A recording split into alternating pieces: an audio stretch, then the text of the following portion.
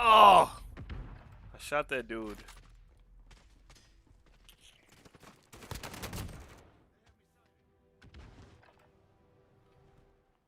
that's enough fucking about. Now we do this for real. Hey everybody, what's up?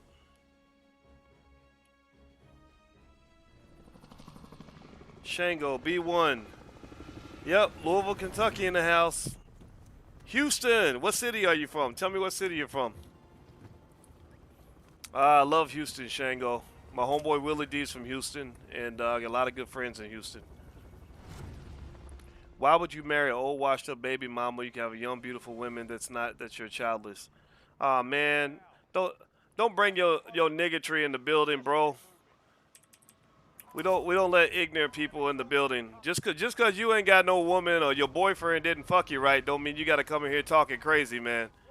I could have had more women than you could ever dream about, son. I picked the most beautiful woman I met, and she's also intelligent.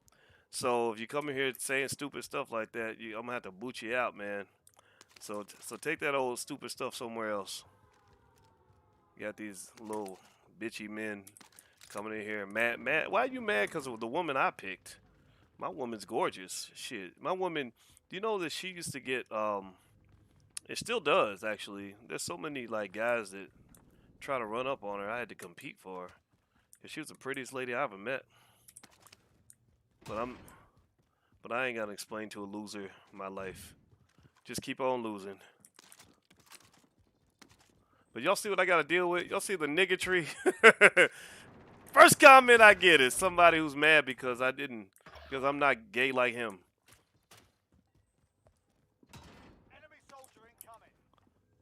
Let me see. Alright, let's see what we got here. Alright.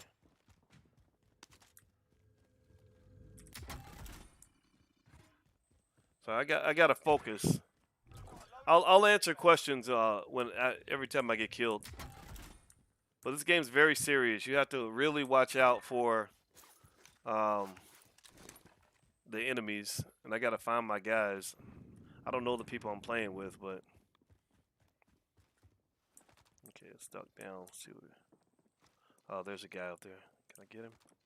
I'm gonna try to roll up on his ass. Where you at? Come on. Right in the head! Oh shit, he's got friends! Ah! God!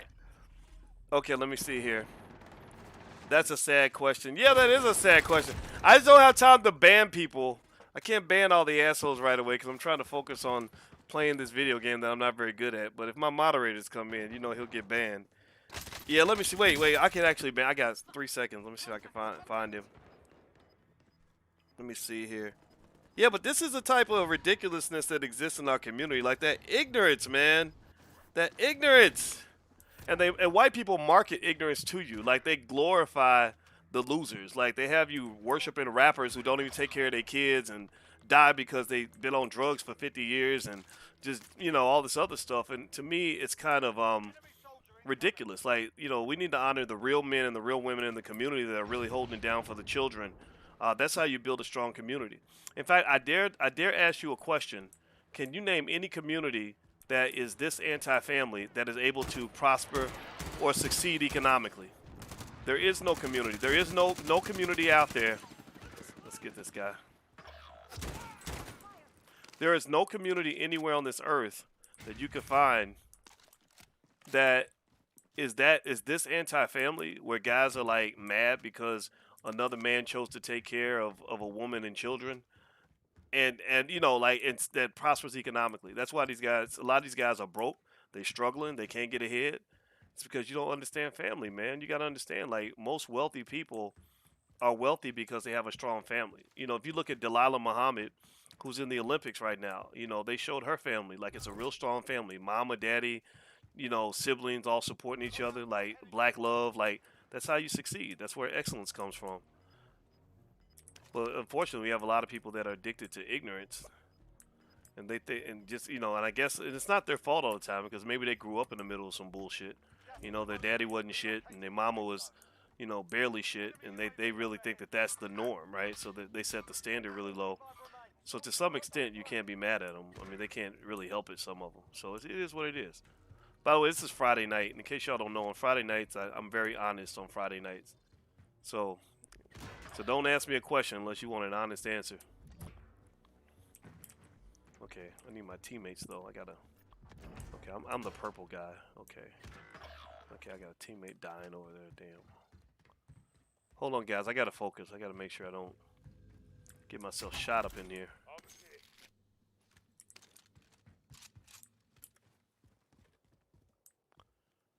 Okay, there's a teammate up there. Can I climb on this? No, that doesn't help.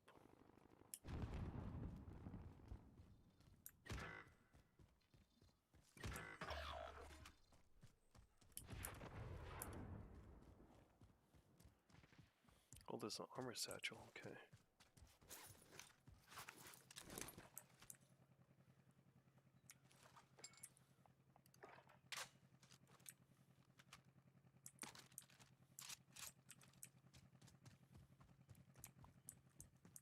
Oh, here's another thing that's funny about the baby mama conversation is I totally get it if a guy says, I don't want to marry a woman that has kids. I get that, right? That's hard to do.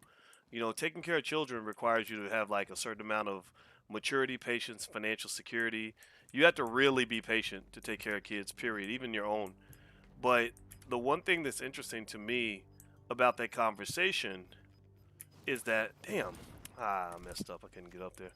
Is that I've seen guys say that babies mamas are undateable, right? But they don't have anything to say about the fact that you have guys out here that have lots of babies mamas, and so it's easy for women to say the same thing, that a man that's got a bunch of babies mamas and all this drama in his life and all these kids everywhere is not a high quality choice, right? So I think in general there is something to be said about managing your life. So what I always look for was not so much whether or not a woman had kids or not, because I was dating a while before I got married. I didn't care if you had kids. My question was, do you have your stuff together? Like, is your stuff together or is it a mess? Because if it's a mess, like you have a crazy baby daddy, really bad kids, a lot of financial problems, and a lot of stress you're going to bring into my life, then I don't see you as an asset. I see you as more of a liability. You become kind of a dependent, and that's a lot to take on. But if you have your stuff together, like you got women out here, they may have made the mistake of linking up with a bad dude and had a baby and it didn't work out, but they have their shit together. Like a lot of these women make more money than most men I know, and oh shit, I'm getting shot, crap. They make more money than a lot of the men that I know, and so it's like you can't act like they're just some raggedy baby's mama who doesn't have it together. Like I don't know if y'all know what I'm talking about. And by the way, let me know if you can hear me. Give me a yes or no if you can hear me, okay? Because I don't know if you can. I want to make sure you guys can hear me over the noise. Let me see here. I'm gonna read some of the questions since I was stupid and I got shot. How are the settings I recommended? Seb, you really helped me a lot, and I truly appreciate you, man. So thank you so much. Kingdom Girl ATL, what's going on? Atlanta B1. You left California for Houston. Nice, Shango. Cool. Okay, I gotta focus, guys. So let me get in here and see how long I can go without getting shot. I missed the fire sale. That sucks. Let me try a sniper weapon.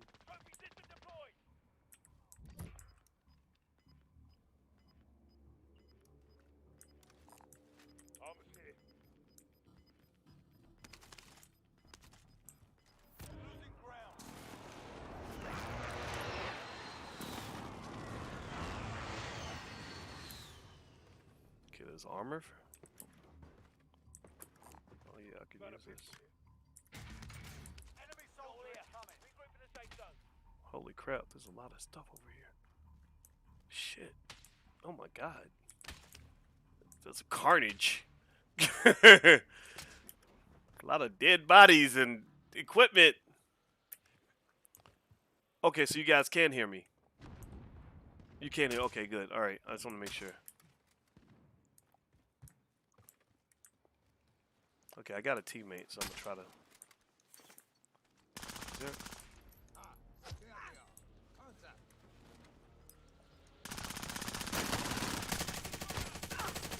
Thanks, man.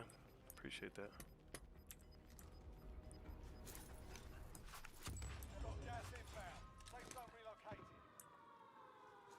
Okay, what does this look like? Okay, we gotta go to Harbor. I'm gonna stick with this dude because he looks like he knows what he's doing. You know what? And I'm gonna totally get rid of my sniper weapon and replace it with something a little handy, a little handier.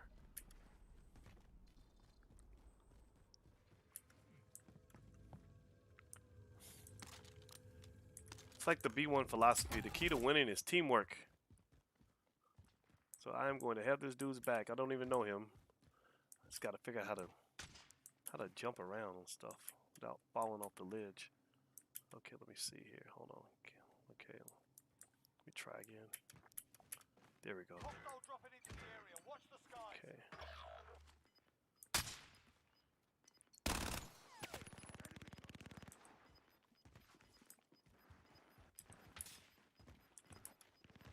Gas is moving.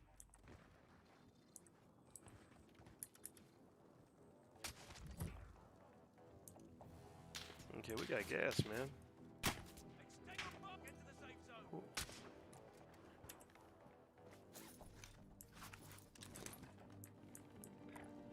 Moving out.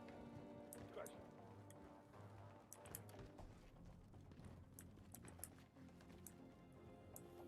Only 10 left. Sustaining fire here.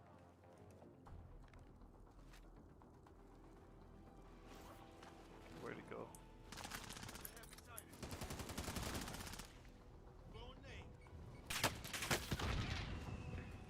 Shit.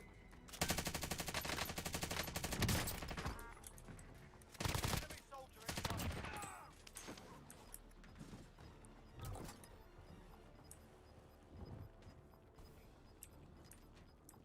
Gas is closing. Get to the new safe zone.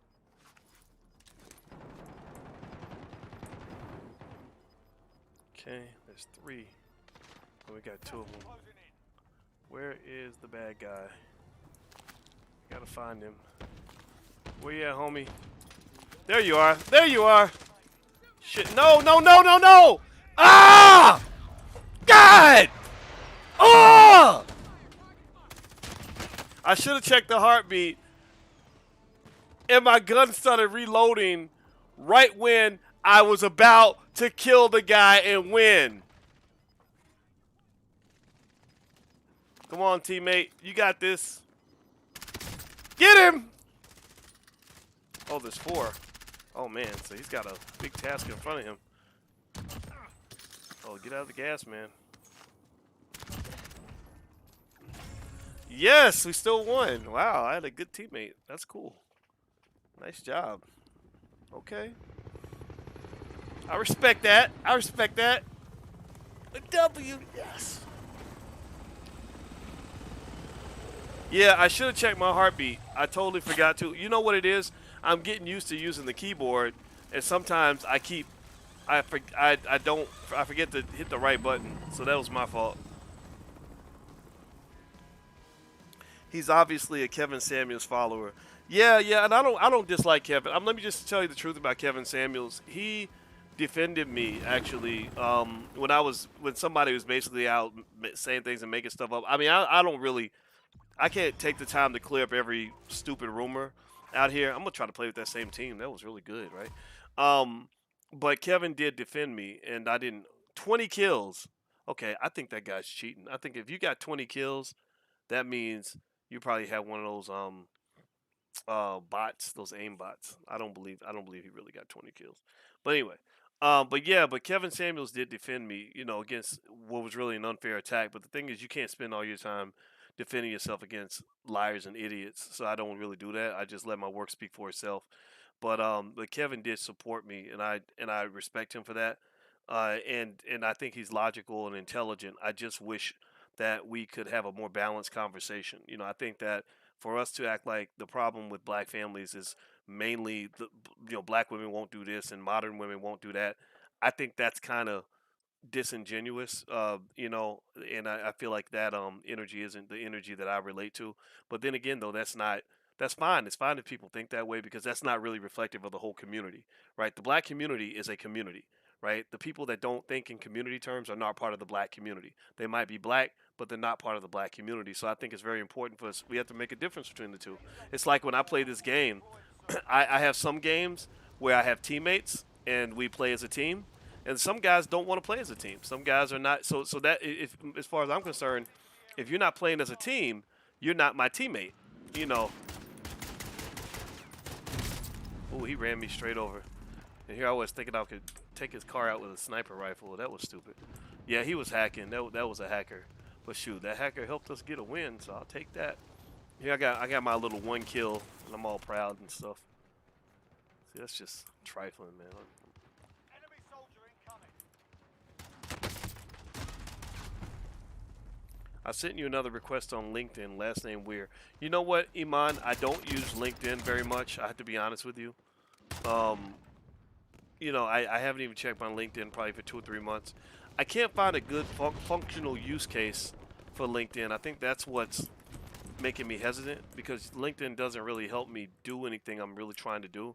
And maybe I just need to learn more about the platform, but I use a lot of Instagram, Twitter, Facebook, and YouTube, and that's kind of a lot. The best stock to watch, I'm trying to think, what's a stock that I picked this week that I really liked? God. I just bought a stock.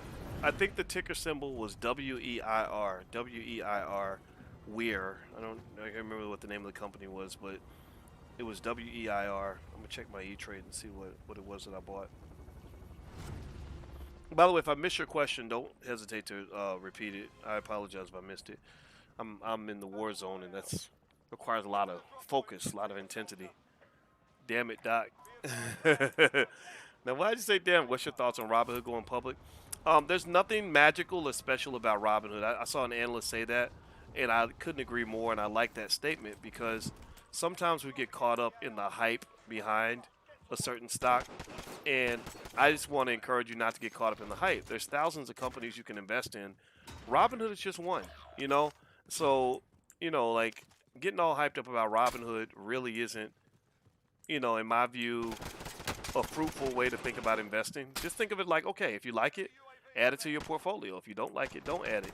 But the world is not gonna, either come to an end or change completely because you bought Robinhood stock, right? So I think that's the idea, is don't take it too seriously. Don't take any company too seriously. It's like, okay, sure, I'll add some to my portfolio.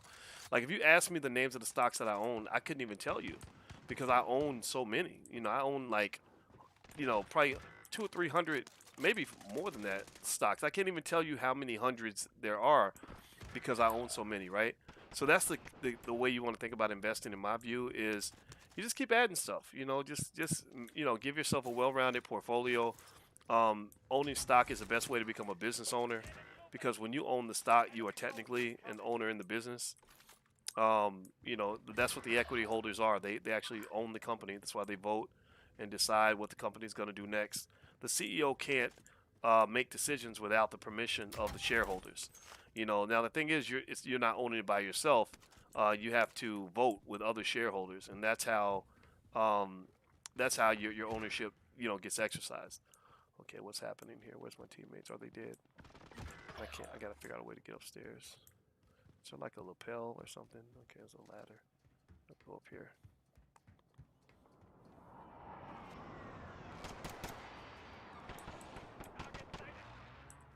Is he on the roof? Where are they?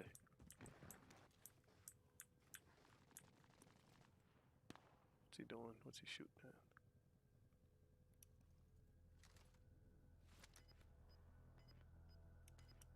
Oh, there's a guy.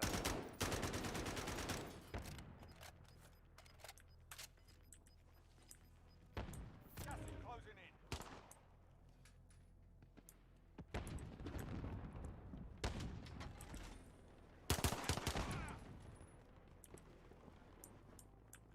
He thought I was an enemy.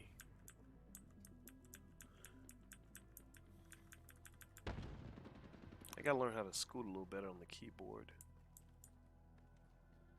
Okay, what are we doing? Enemy soldier incoming. Oh, incoming. Incoming where? Right here?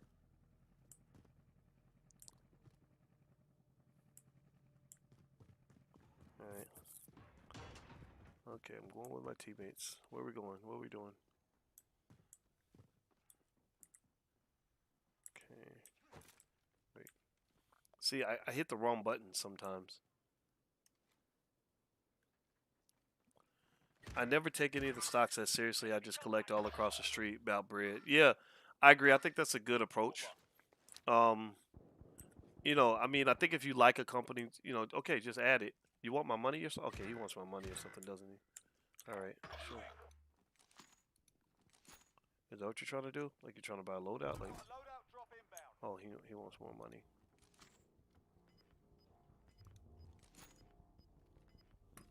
You only get $500. I'm not giving you anything else.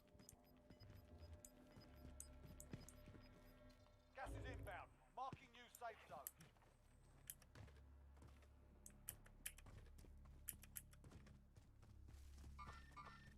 Target sighted. Loadout drop inbound.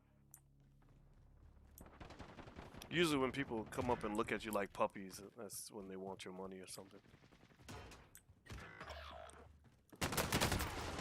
Oh! You gotta slide more, Doc. Push the crouch button twice while running. Okay, I'll do that. I like blockchain block. Okay, nice, nice. What are viable businesses to start on a shoestring budget? It's a good idea to make your office job a business as a consultant. Yeah, a lot of people start consulting businesses because you can lean on human capital, which is basically your labor and your time and stuff like that, and keeps you from having to actually come up with financial capital. So, Be advised. Enemy team is tracking your location. okay, let me see. I need a gun. All right, where's my?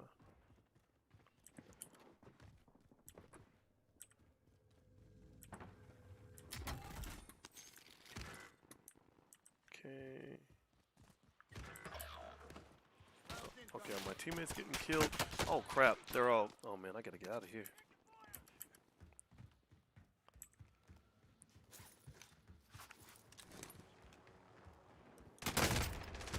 Come on! Please recommend high yield savings account. I don't do savings accounts to make money. I think that some of the crypto, look up DeFi on crypto where you can actually earn a pretty good ROI on your investment. It's not really investment advice, but there are some benefits there to DeFi. Have you thought about getting a game controller? Yes, I had a game controller. I'm switching over to keyboard, and I actually like keyboard better. It's just taking me time to adapt. So I just figure if I just keep practicing, I'll get better. Love Breezy says, let's see. Love Breezy says, how much liquid cash should a person in their 20s have, and how much should he have in stocks? Let's say he has 20K to work with. I'd say if you got 20K to work with, I think that maybe having like 10 or 15% of that in cash, and the rest in some sort of liquid investment, could be the way to go. Um, okay, I need a better gun. Hold on. All right. Okay, gas is coming. Wait, who's shooting? Who's shooting? Who's shooting? Who's shooting? God damn it. Where the hell? Okay, now I'm choking in the gas. Great. Awesome. Yeah, now I'm gonna die. That was terrible. Gas is moving in. Come on, come on, come on, come on, come on. Oh, he's gonna kill me. He's gonna shoot me. Should I continue to? So Doc, what is Bitcoin? Bitcoin is digital currency that is basically a bunch of bits and bytes that represents ownership of some sort of digital financial asset that has its own ecosystem, which gives it economic value, right? So there's a limited number of Bitcoin out available, and because of that, because there's a community around it, it ends up having value. It's really weird. It doesn't make sense. But actually, when you look at the history of money, money is the same, in the sense that it doesn't really exist, right? Money exists because people. Oh shit, God, ugh. See, I'm answering questions. See what happens when I'm not paying attention? I fall into the water and die. So that's why sometimes I'm a little focused. I apologize, guys. Um, yeah, yeah. So that's the best way to describe it. I'm sure there's a formal definition. I'm not a crypto expert, but effectively, there's a ledger called a blockchain, and on this ledger, it keeps track of who owns the bitcoins, and it's all sort of this based on this digital transaction. So it's like a, like like an economy to me is like a club, and you buy to enter into the club. So to buy into the Bitcoin club, you got to pay $40,000 per Bitcoin or whatever the price is right now, and that gives you ownership.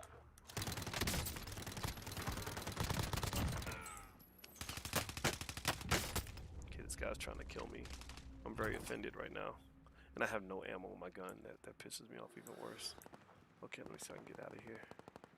I need to get the loadout though. God. I don't get...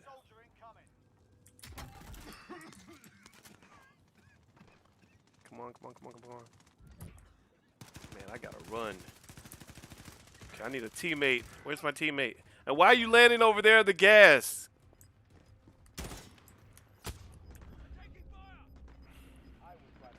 Of course I'm going to die. Keep scooting, keep scooting. Okay, I'm dead. Alright, should I continue to buy shares of stock on Cash App or should I open a regular brokerage account?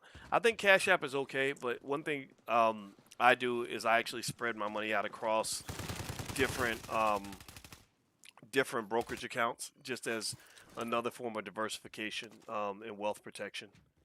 So let me see. Press left alt. Okay. I'm requesting redeployment. See if they'll buy me back. He's got the money. He could do it. Let me see.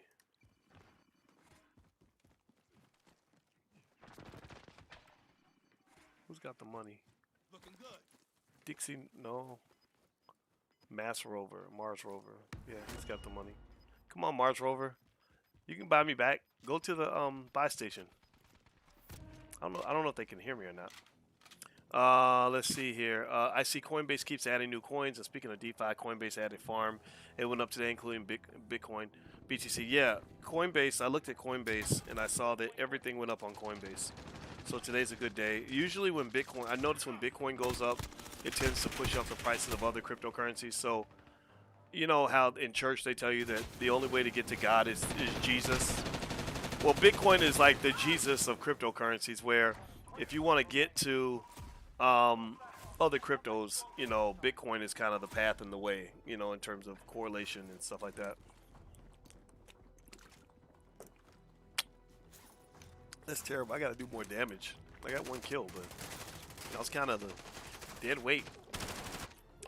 Hey Doc, recently came into $5 grand. How do you suggest I invest it? I would keep some in cash, just in case. But I would look into like some sort of very basic mutual fund, something that tracks the S&P 500, like the Spider SPY. That's the ticker symbol. SPY is the S&P 500 Spider. That'll give you ownership in the 500 strongest companies in America. And that's a good investment, and maybe you could buy it at a time. Maybe if you look around, maybe buy a little bit now, and then, maybe when the market dips some more, buy a little bit more. And then I'm thinking, like, if you have some business idea or something that you'd like to do in business, maybe a little class, maybe you could take a class if you want in the Black Business School. We have stuff over there. There's also platforms like Udemy where you can learn things that can get you started. But I really think that having that skill, that entrepreneurial skill, gives you a great ROI, because I've seen people that were sitting on money and didn't know they were sitting on money, but it wasn't until they took a business class that they realized how much money they were sitting on. Okay, I'm gonna see if I can pop this guy in the head. Damn.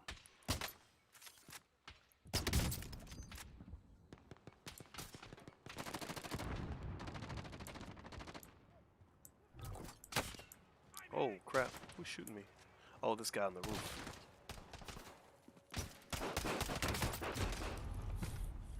did the slide and shoot. So what are you guys doing this weekend? Anything interesting?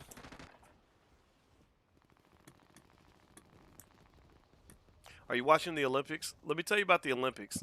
Me and Alicia, we were thinking about doing something. You know, we do something called Pillow Talk where we get on, you know, we just lay against our pillow and talk about stuff.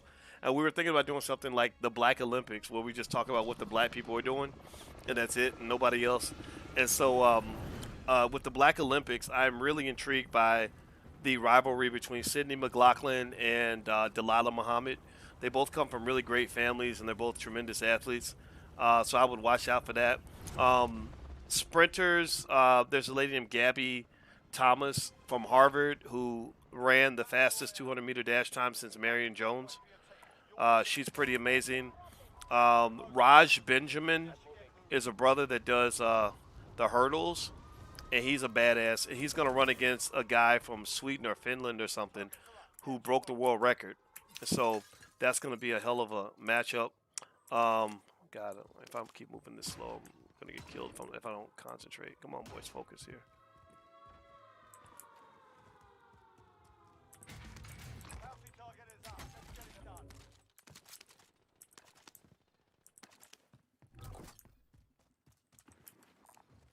Someone collect that LMG. Is it LMG? I'll take it.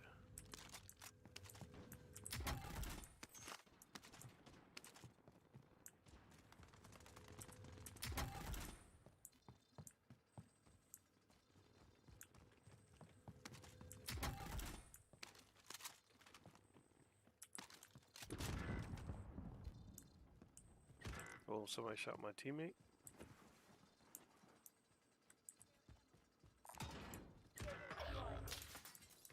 Was that a sniper? Like, who did that? Who did that? Who shot you?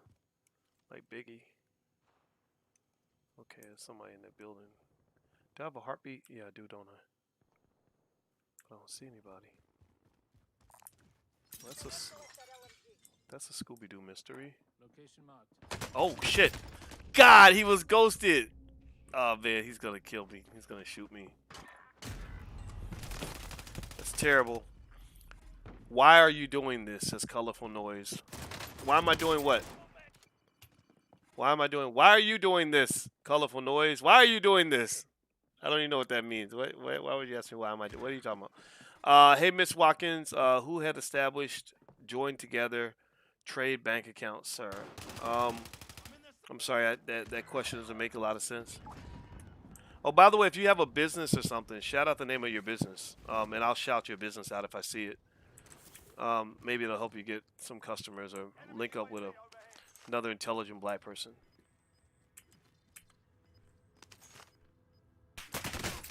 Whoa, crap.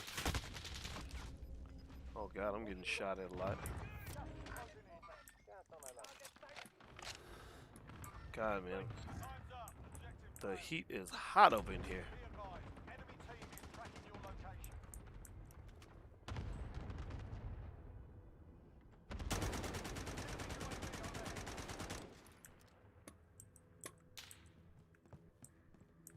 Have no gun. Okay. Yeah, I need a weapon, bro. It's going in badly.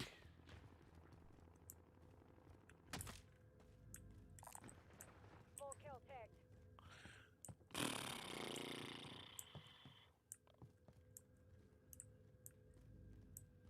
Hostile dropping into the area. Watch the skies. Noise. Okay, where's my teammates?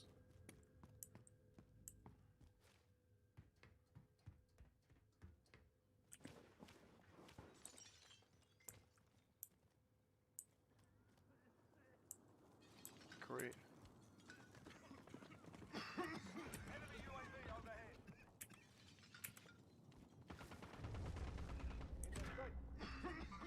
I'm so gonna die right now. This is so bad. Run! God damn it. Let me see. Good night, Pudge Beats, everybody. Good night, everybody, and get money, y'all. That's right. Get money. Hold on, let me see if I can get out of Of course I'm going to die. Hey DDS, what's going on, man? Good to see you. Cheryl, I like to see happy, stable, healthy black men. Yes, yes. Be happy, be happy. Everybody, be happy, man. You know, I think honestly that there is a lot of negativity, like I call it negativity, that we're trained on that makes us so sad to be black. You know, like every day, like the internet, social media feeds into this too, and you got to be careful because social media actually creates a lot of depression, and you know, and so you get caught up too much in believing that the internet world is your real world. Of course, I got shot because I'm scoot over my teammate. Maybe he'll get me up. Let's see. Can you boost me up, bro? You gonna stand right by me? Oh, he's getting shot too. I'm gonna stay in the bushes. Maybe it'll. You know what? I think I should probably kill myself so I can come back. But yeah, I kind of feel like, you know, like I don't know. I'm tired. I have emotional exhaustion, you know, from constantly feeling like I have to be sad about being black. Like I'm just tired of that. I don't like being a victim. Fuck that. Like that shit is so fucking goddamn depressing. Like, you know, it doesn't mean that you can't be victimized. It doesn't mean that things don't happen that are bad. But when every single statement you make in reference to yourself is something that basically says you have no control over your outcomes, you got to understand what that does to your psyche. What that does, how that actually kills any opportunity you might have had to fix your condition because you now not only do you have your problem, but you are not even empowered to solve it. Like you literally are just, you know, like saying, "Oh, white people are doing these things to me, and we can't help it. And look at what they're doing to us, y'all." And that's just, you know, it's not productive. But you know, the thing about it is that it's not only is it not productive, but I really think it's a little addictive. And I think it allows you to be lazy and to not solve your problem because you're like, well, if I just sit and feel sorry for myself instead of actually doing the work, um, to oh shit, this guy's right here. But yeah.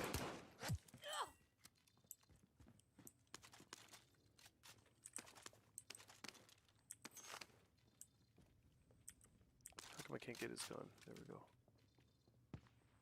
Sorry guys, I gotta focus a little bit so I can be a better teammate. Enemy dropping into the AR.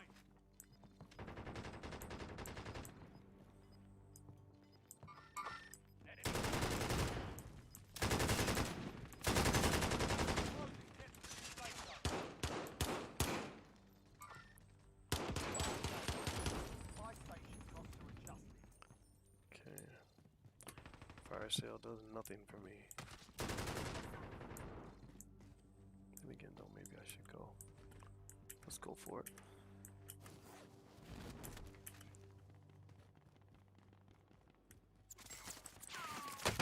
Oh shit! Of course I get shot up because I'm stupid. Great job, boys.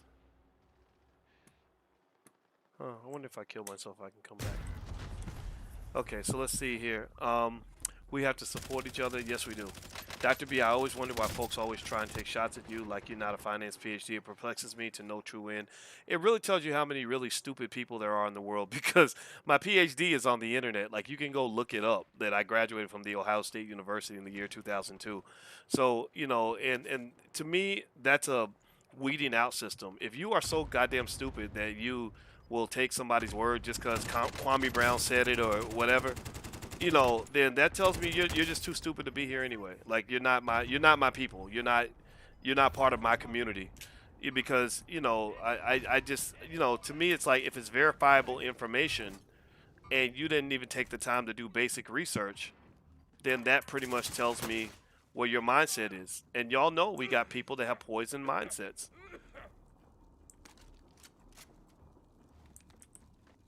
Okay, I better get up and get out of this gas.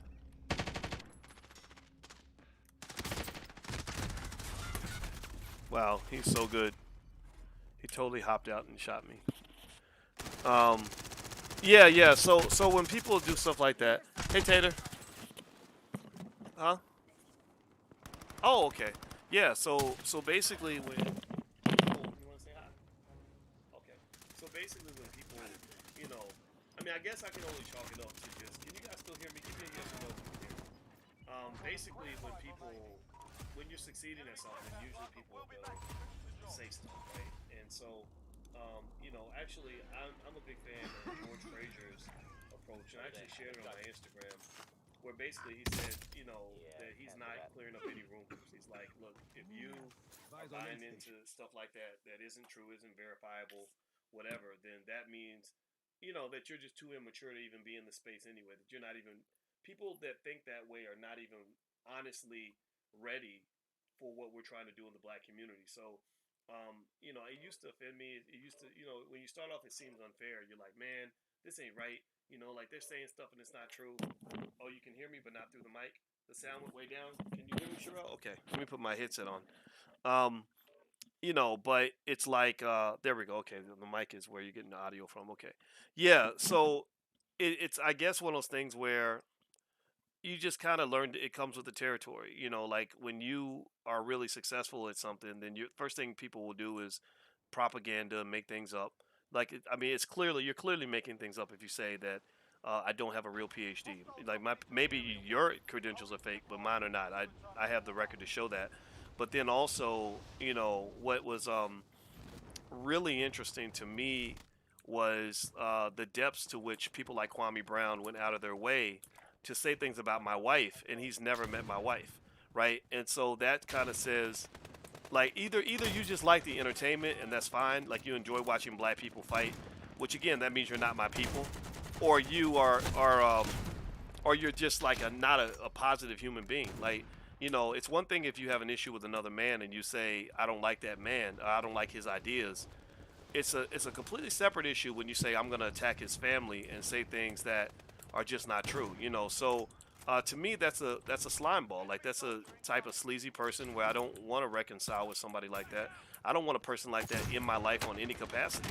Because it tells me that something's wrong with you mentally. Maybe you're on drugs. Maybe whatever. But whatever energy you got that's making you think that you like, if you check my record. There's never been a time where I've said, I'm gonna go and attack a man's wife and then make things up, even though I've never met his wife. Like that's the other thing that's really interesting to me about it, is that he's never met my wife. He's never met me. He knows nothing about me.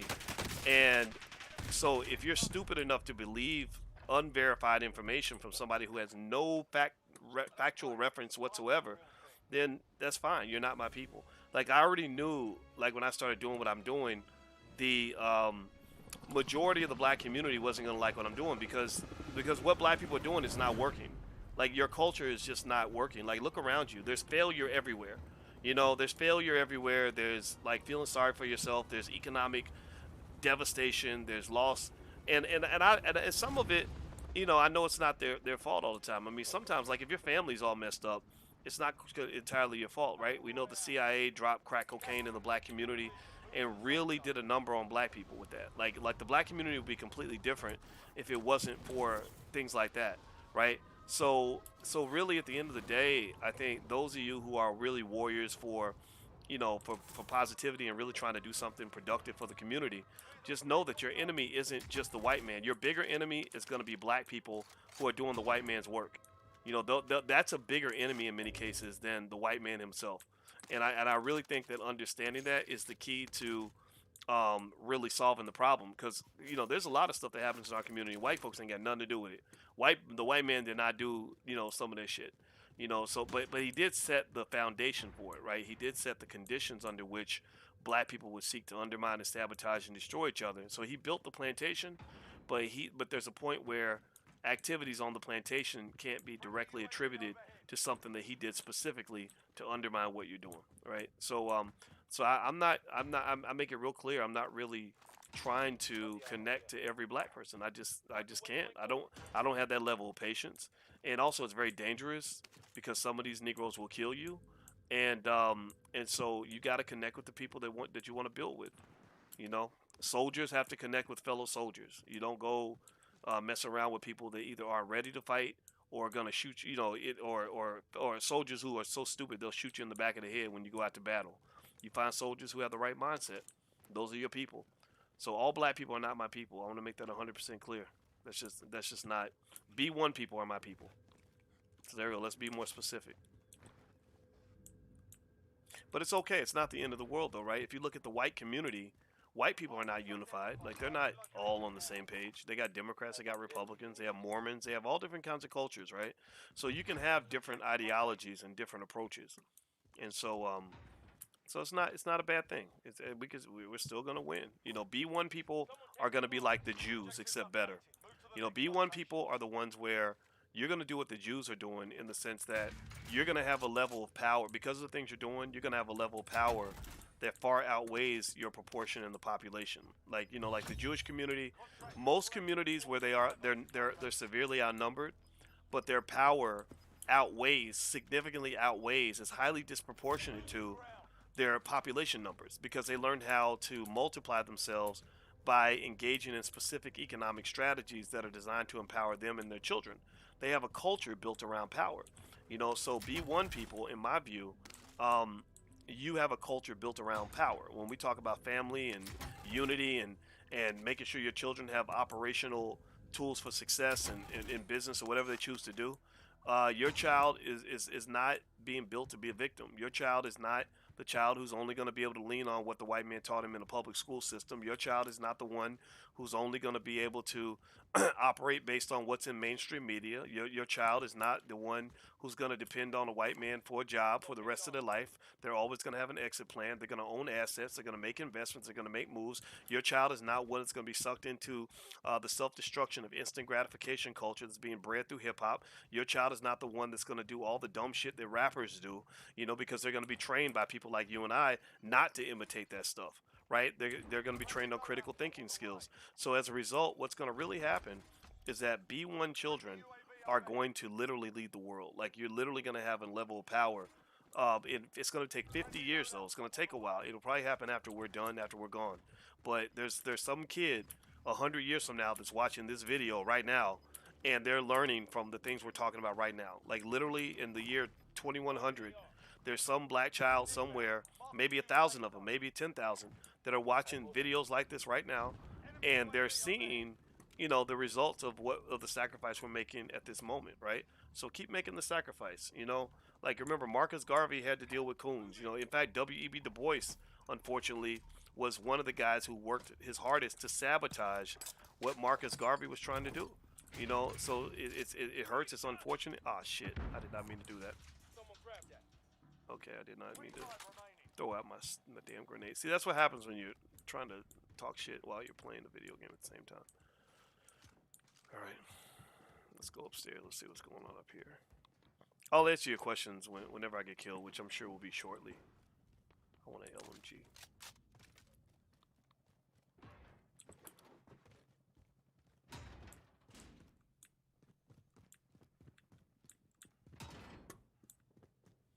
Okay, where's my teammates at?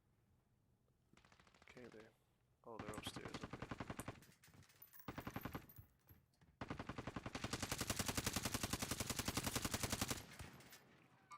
Now, what are we shooting at? There we go.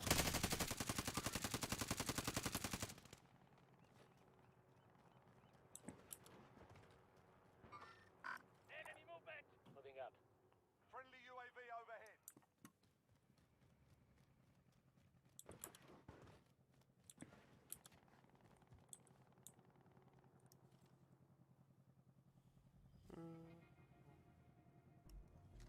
Okay, I don't see anything. I was gonna wait for my teammates. Okay. Alright.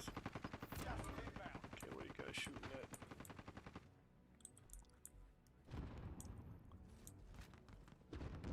Enemy soldier incoming.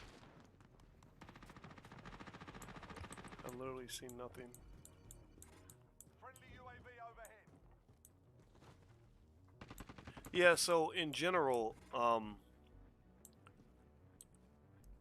I think overall it's really critical that you think outside the box. I mean, because so much of the culture is so poison and toxic. It's like poisoning the water. The same way they poison the water, they poison the culture, and they they get you doing stuff that doesn't make any sense. Like, even the whole Black Lives Matter movement makes no sense. How can you tell me that Black Lives Matter when you're mass promoting music that is celebrating the murders of black people? And then how can you tell me that Black Lives Matter when 100 kids got shot in one weekend in Chicago and you didn't care at all? You had nothing to say. You know, you talk all day about George Floyd, and I mean, my heart goes out to him. But George Floyd was not I mean, a lot of people don't even know that what George Floyd was arrested for. I'm not going to really say it, but I'm not gonna talk about it, but look it up. It had something to do with stabbing a pregnant woman in the stomach, or threatening to stab a pregnant woman in the stomach, something crazy like that. So I'm not saying I'm not gonna sit here and judge the man's character one way or the other, but I am gonna say that there are innocent little children who've been killed since that time. And if you say Black Lives Matter, why aren't you talking about the innocent little children? If you could talk about the guy who threatened to stab a pregnant woman in her stomach, why can't you talk about the child who was 7 years old who didn't hurt anybody? Okay, let me reload. Hey, Dr. Watkins, I'm from Rhode Island, New York. I watch your stream and enjoy listening. Well, thank you, Michelle O'Rourke. I appreciate you as well. And thank you for putting up with me. I know I'm a weirdo, but it's okay. Being weird is fun.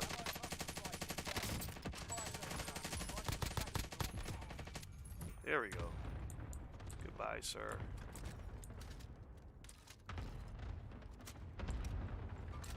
I really should have bought my gas mask. That was stupid of me. You know what? I need to go do that now.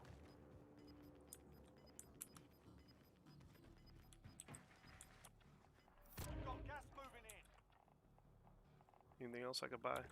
Can't buy anything else. I can't afford anything else because I'm stupid. And I wasn't paying attention. That's what you get, boys, for running your damn mouth. Okay. Let's fill up. Oops. Hostile dropping into the area. Watch the I sky. hit the wrong button. I shot at the thing instead of filling up my ammo.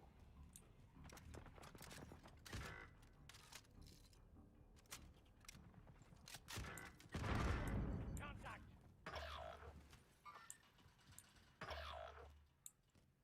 Okay, my teammate's getting killed. Like, what's happening here? Wait, oh shit. Enemy UAV overhead. Oh crap. Oh god. See, that's stupid. Why would I wait till my teammates all get killed and then go up like what's going on? Like, what happened? So stupid. See, when your teammates all get shot, you're supposed to get the hell up out of there. This video has the links that you need. They will answer the question you have. Okay, thank you, DDS. We can have different ideologies, still respect the other side. No need to tear each other down all the time. Just disagree and move on. Excellent point. Let's see here. Why everything has to be associated to black men, i.e. Lil Nas X. When Bruce Jenner came out, no one said this is a blow to white men. That's a good point. Well, I think that's true, but I think that what it is that there are people that feel, I think rightfully so, that that when a black man comes out in a certain way, the more ridiculous and the more clownish he is, the more he gets celebrated by mainstream media. And then when you have regular black men out here that are really doing good things for the world and really trying to, like, you know, take care of their families and shit, I gotta get off this ladder or I'm gonna get shot. You know. Are you serious? Oh man, that sucked. That was terrible. You know, trying to like do good stuff for the world, they're not going to get attention. You know, like, so an educated black man will never get the same attention as a coon. Like, if you are a clown and a buffoon and a negative, ridiculous, self-destructive black man, if you can put all that bullshit to a beat, like if you can rap about how much you hate the black community and want to kill black people and how much you want to put on a dress and take it up the butt and all these other things, like, then yeah, they're gonna make you a star, right? Because you're representing their agenda, and I get that, I guess, because it's their media. They're gonna do what they want with their own media. But I think that it's up to us to definitely talk about that and to say, let's not just talk about the things we don't like. Let's talk about the things that we do. Let's support the things that we do like. And one of the things you're challenged with is that there's this horrible misconception that being put on TV by white people or white people giving you lots of money makes you a successful black person. And that's just not true. That's not true. Sometimes white people putting you on TV means you are an epic failure. It means you sold your soul. It means you're basically a hooker, a socio-political version of a hooker. So, the problem is that when you're celebrating the wrong things, when you're celebrating the hookers, it makes it that much harder for righteous people to get things done because you're dealing with children that have been brainwashed by the nonsense. Michelle said, let's see, wait, the owners of Black Lives Matter took the money and bought mansions. Yeah, we can, there's a lot to unpack with Black Lives Matter. I mean, well, the thing about Black Lives Matter, I don't think that they're all terrible people. Let's just be clear. I think that the Black Lives Matter founders, you got to understand that was not a black movement. That was a Marxist, socialist, communist movement, right? That ties the black struggle to the overall communist, socialist, Marxist ideology of revolution, right? Revolution against capitalism, revolution against the police state. And sometimes you need a revolution. Like in America, you need a little bit of revolution. You need to rile things up a little bit. But the thing about it is that black people, the medicine that they're giving you as black people is not medicine designed specifically for your situation, for your ailment. The medicine they're offering you is white people's medicine, and they've adapted to black people. So what I'm saying is not so much that the white medicine, the Marxist, communist, socialist medicine is always bad. It's to say let's design a medication that's a little more specific so it can actually get the job done. Because when you run around here acting white and doing what white people are doing, thinking that's going to cure the black condition, then you find that you end up losing. That's why you have to have things like the black first ideology, because it kind of says, look, how about we just focus on ourselves? Instead of trying to be Marxists and socialists and capitalists and communists and Republicans and Democrats, how about we just focus on trying to be black and our version of black, whatever that means, right? So your version of black might be, my version of blackness, honestly, is a black nationalist ideology. Malcolm X was in that same category. I believe deeply in family. I believe deeply in wealth building. I believe deeply in education. I believe deeply in forming various forms of economic and community-based sovereignty that allows us to simply make our own decisions. It's not anti anything else, really. It's really a matter of kind of saying, let's shape it in our own image. Let's become the gods of our own community. Let's bring out the God in ourselves and create the world in our image instead of allowing him to be the God, and he creates us in his image. He puts us in his image. So you have a lot of black people on TV who are just white people in blackface. They're just white liberals in blackface. So everything a white liberal says, they just slap some black on it. They just make it a little blacker. They're like, okay, this is the black version of communism. Oh, this is the black version of, the Republican Party. This is the black version of socialism. And I'm not interested in that. So it's almost like, if you think about it, right? If I go to McDonald's in China, I'm not going to a Chinese restaurant. If I go to McDonald's in China, sure, don't get me wrong, I've eaten at McDonald's in China. Let me tell you about McDonald's in China. And if you go eat at McDonald's in China, they have a really interesting menu. Like, it's very different from America. It's very catered to the Asian community. You're gonna find stuff on the menu there that you won't find here because they've made it Chinese, right? But eating at McDonald's in China is not the same as eating at an authentic Chinese restaurant. Do you follow what I'm saying? Give me a yes if you follow what I'm saying. Eating at McDonald's in China, you're still eating McDonald's. You're just eating the Chinese version of McDonald's. And so, when you get into all these ideologies, these pre-existing ways of frameworks for looking at the world, all you're basically doing is eating Chinese version of McDonald's. That's all you're doing. And I'm saying, let's build an authentic, well, not Chinese restaurant, but you get the point. You get the analogy, right? Let's create something that's authentic for us, that's built for us, by us, that represents us, that's not going to just be a repetition or a replication or a blackened up version of what somebody else created. Like, I'm tired of that. I'm not interested in any of that. That's not who I am. That's not where I come from. That doesn't represent me. So and I think sometimes it's a matter of confidence, right? Sometimes you really think, again, this goes back to the plantation. I think Dr. Anderson talked about that. By the way, you guys should join the book club, by the way, if you haven't. The book club is at blackkeystogreatness.com. That's blackkeystogreatness.com. You can join for free.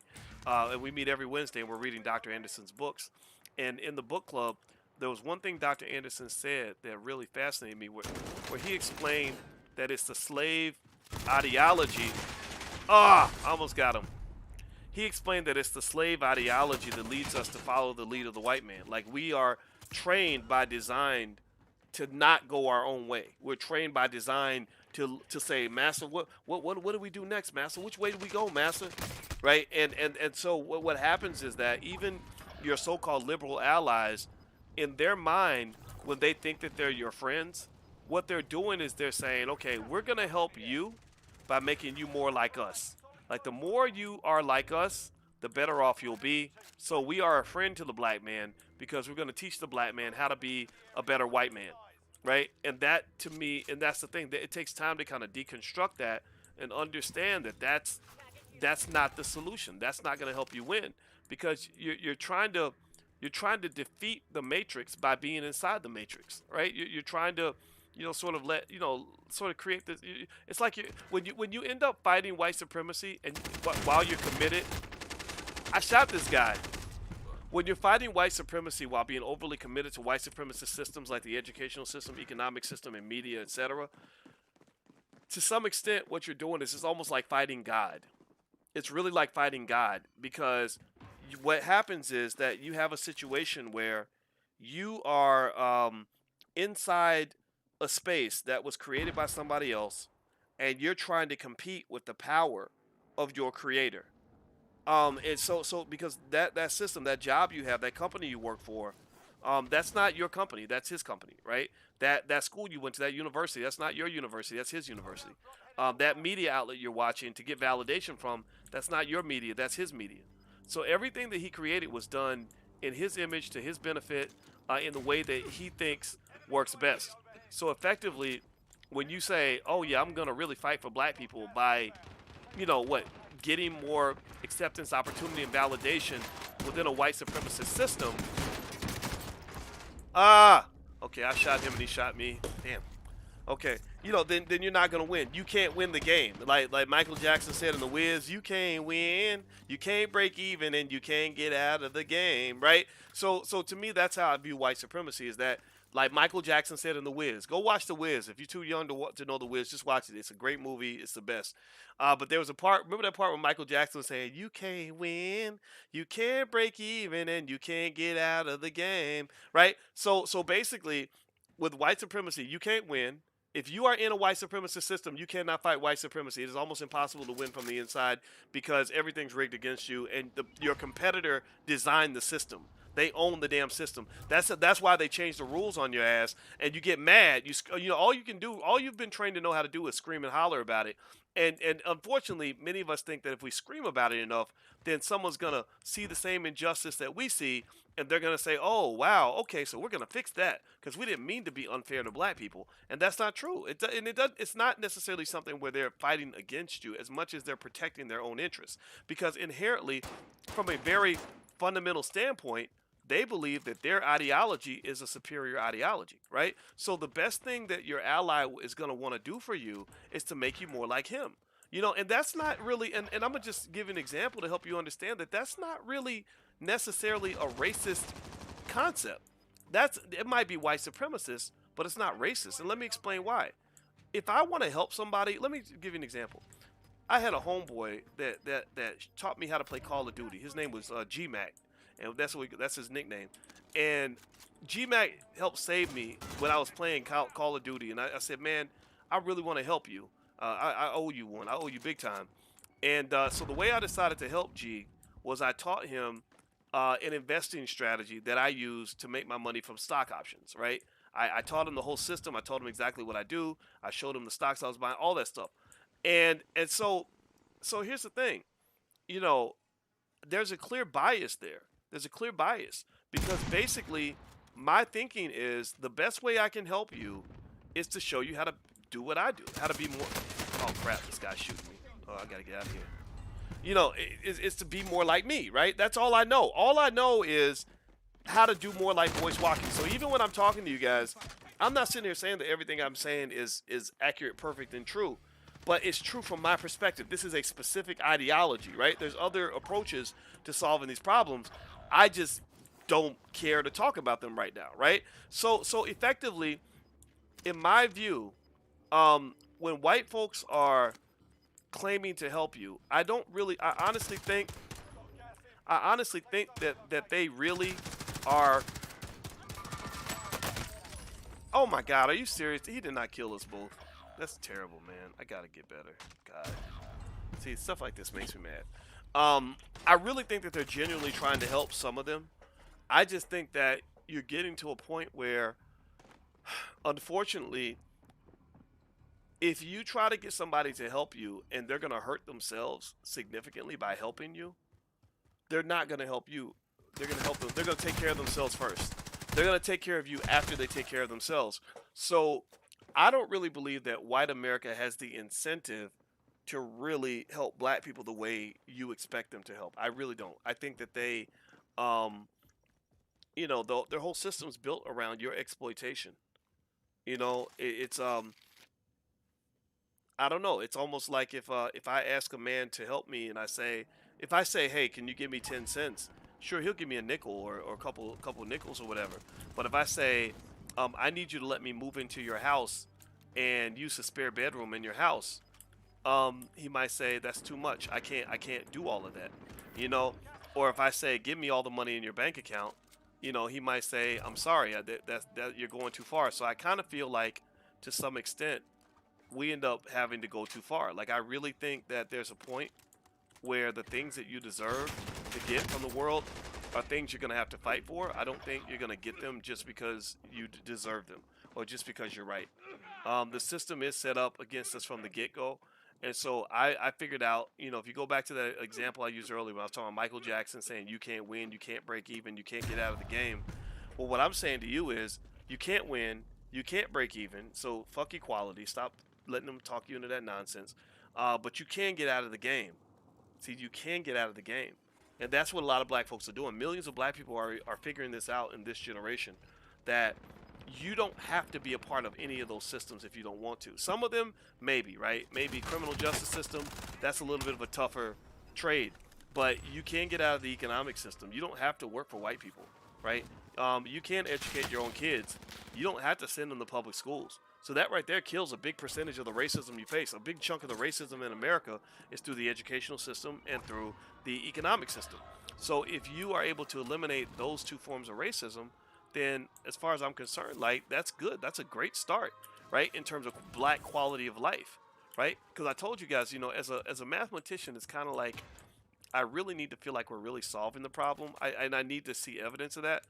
A lot of times we're trained to think that if we just believe we're solving the problem, or if we wave our arms and scream and holler, that's the same as actually making progress. I like to see real progress. I like to see real data that shows improvement in quality of life. So my quality of life improved significantly when I stopped working for a white man. When I wasn't going to work for white people every day, I didn't wake up angry at them all the time. Okay, sir.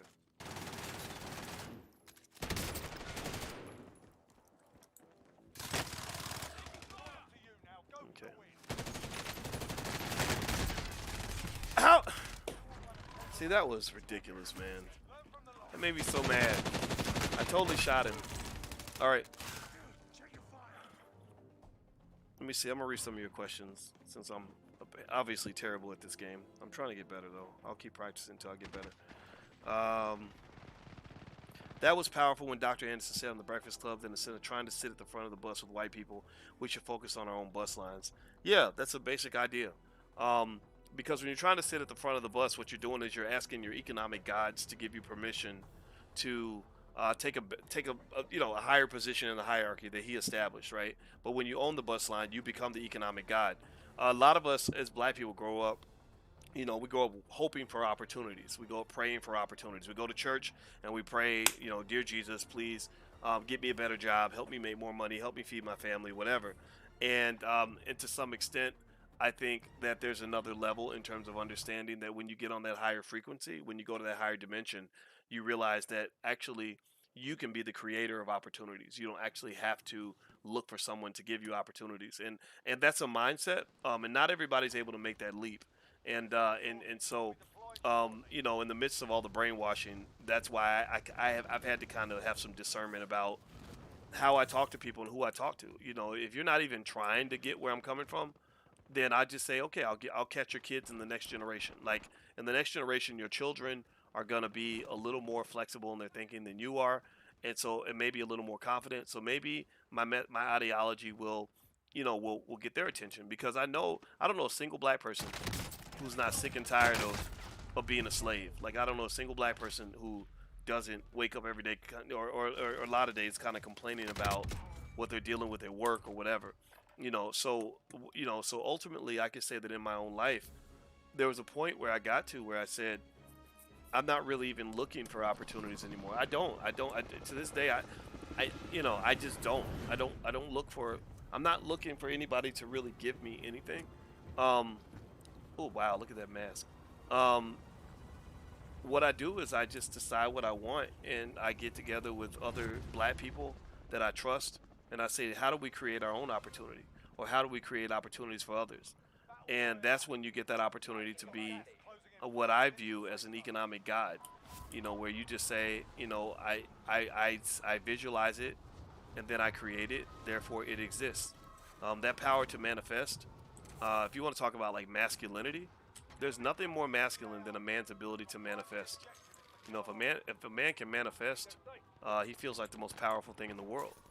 But if he can't manifest, then he feels stressed out and he feels unhappy.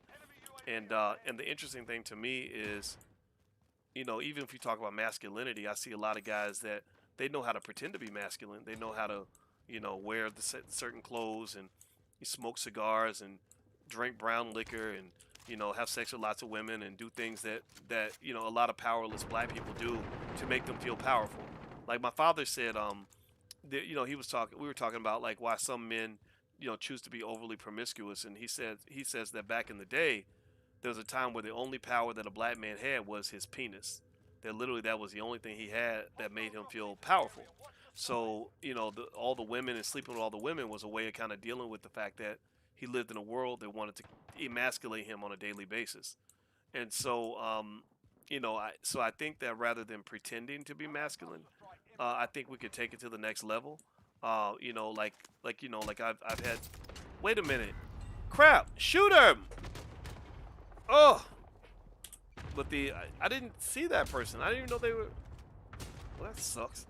I think that if you're really, I just didn't. One thing I thought was really interesting. Like if you look at, I like to analyze things that are said, and particularly questions in the chat. Even when the trolls talk, I like to dissect what the troll just said to use it as a teaching point, because I'm a teacher, and that's kind of what I do. And like I saw one guy, and this is common. I had guys who said, when you got married, why did you marry a woman that's your age? You could have married some young hot whatever, or you could have had a whole bunch of girlfriends or whatever. And the thing is, they don't understand is, I've had those opportunities. I've had more opportunities than they'll probably ever have, a lot of them, because that comes with having money and fame and everything else. Because everybody wants to be a rapper, so they think that when you have a little bit of money in your pocket or a little bit of status, the first thing you're supposed to do as a man is go fuck everything that moves. And I questioned that culture a long time ago. I said, I don't really want to have, 1,000 STDs. I don't want to have 18 babies mamas all dipping in my paycheck. Oh wow, this guy just totally killed me, snuck up on me. I don't want to go. I don't want to have a life that's full of chaos. I don't want to be falsely accused of rape by some lady I just met, 2 hours earlier because I'm trying to go get some ass. I don't want to end up in those situations. I got friends that go to different cities and got women in every city and all that. I I could have done all that. I just didn't want to, And I think that the fact that you assume as a black man that that's what you're supposed to do, right there, that's your slave training. It doesn't mean you can't enjoy a nice woman or do whatever you want to do. I mean, I don't care what people do, but my God, like, do you really? I mean, are you really that stupid that you really think that because a pretty girl offers to have sex with you, you're supposed to do it? Do you know how many predators there are out here? Like Cardi B, Cardi. Thank God for Cardi B. She totally exposed the game. She said there's a whole industry of women that take advantage of dumbass men who will lay down with a girl just because she's cute. And my goal in life was like, I'm not gonna be a sucker. I'm not gonna, you know, if I'm gonna have like a woman issue, she better be worth it. Like even when I was single, I said if I'm gonna risk my body and risk my reputation by sleeping with this woman, I don't know what she's gonna do. She might go and say, that I assaulted her, and then I have to spend 3 years proving that I didn't do it. Which still, even then, nobody's gonna believe you. Like if you get falsely accused, ain't nobody gonna believe you. Like people gonna be like, oh, he's a black man, he probably did it. Or, well, he was accused, so you better not do business with him because he might be guilty. And so you know, so in order for me to really trust to let a woman that close to me, I had to make sure that it was a situation I could feel safe in. You know, and to me that's logical because think about it. Women have to do this all the time. Like women, like ladies, you can confirm this. Like you can't go lay down with just any dude. I mean, if you do, that you know that's not a smart idea because that man could be a rapist. He could be, you know, he could steal your money. I've actually known women who are doing really well financially, who are single and lonely, who literally met men who would date them and you know give them like the best sex in the world just so they can take their money. Like that's a thing ladies have to look out for too. Like there are literally men out there. I forget. I think they call them hobosexuals. That's the term that people use now. Like the hobosexuals are the guys that will go sleep with women just so they can get their money. Let me see if I can get these guys from a distance. I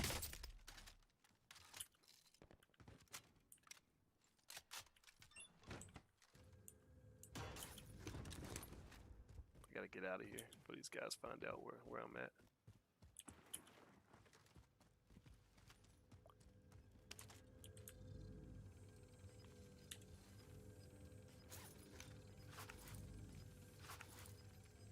But yeah, like I had a friend who you know, she met this guy.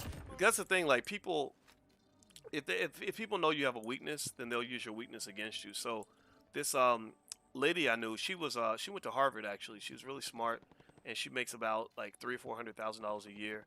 And she started dating this guy who you know, kind of did the standard thing, right? Where he pretend to be the man of her dreams and all this other stuff.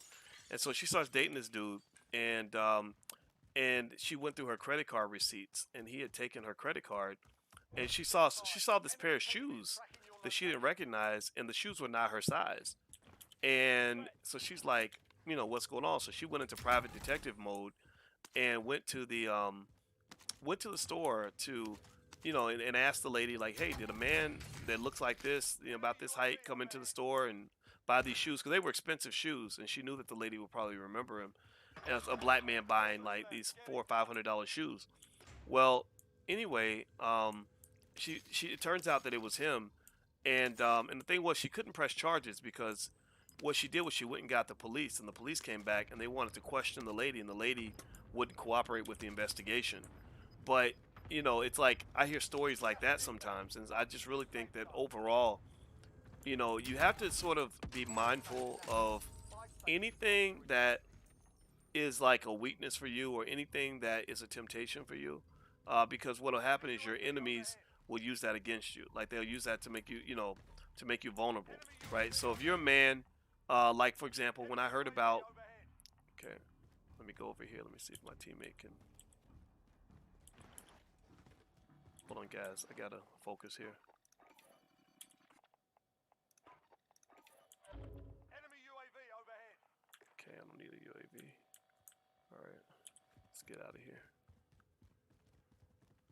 Yeah. So effectively, you know, one important strategy for life success is you have to be aware of all the things that make you vulnerable, like all the things that Where's my teammate at? Where'd he go? Where'd he go? Where'd he go? Where'd he go? Hold on, I gotta find my teammate, guys. Give me a second. I don't want to get killed, so I'm trying to. Okay, it looks like he got killed. Finish the mission. Great.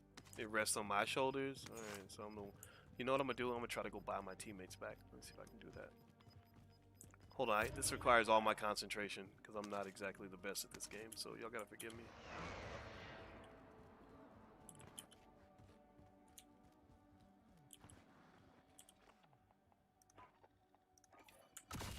All right, I bought you back. You better find me, man, and we better play as a team. Watch him come back and just be sitting there and be dead. Like be away from keyboard or something. That'll piss me off. I'm gonna try to see if I can how well I can do by myself. Okay, I'm gonna go to the roof of the prison. Oh, great. So he's dead already. So he Victory rests on your shoulders. great. Finish the mission. Okay, so I bought back a dead teammate. That was a waste of money. Well, it's Call of Duty money, so wasn't a very good investment. Oh.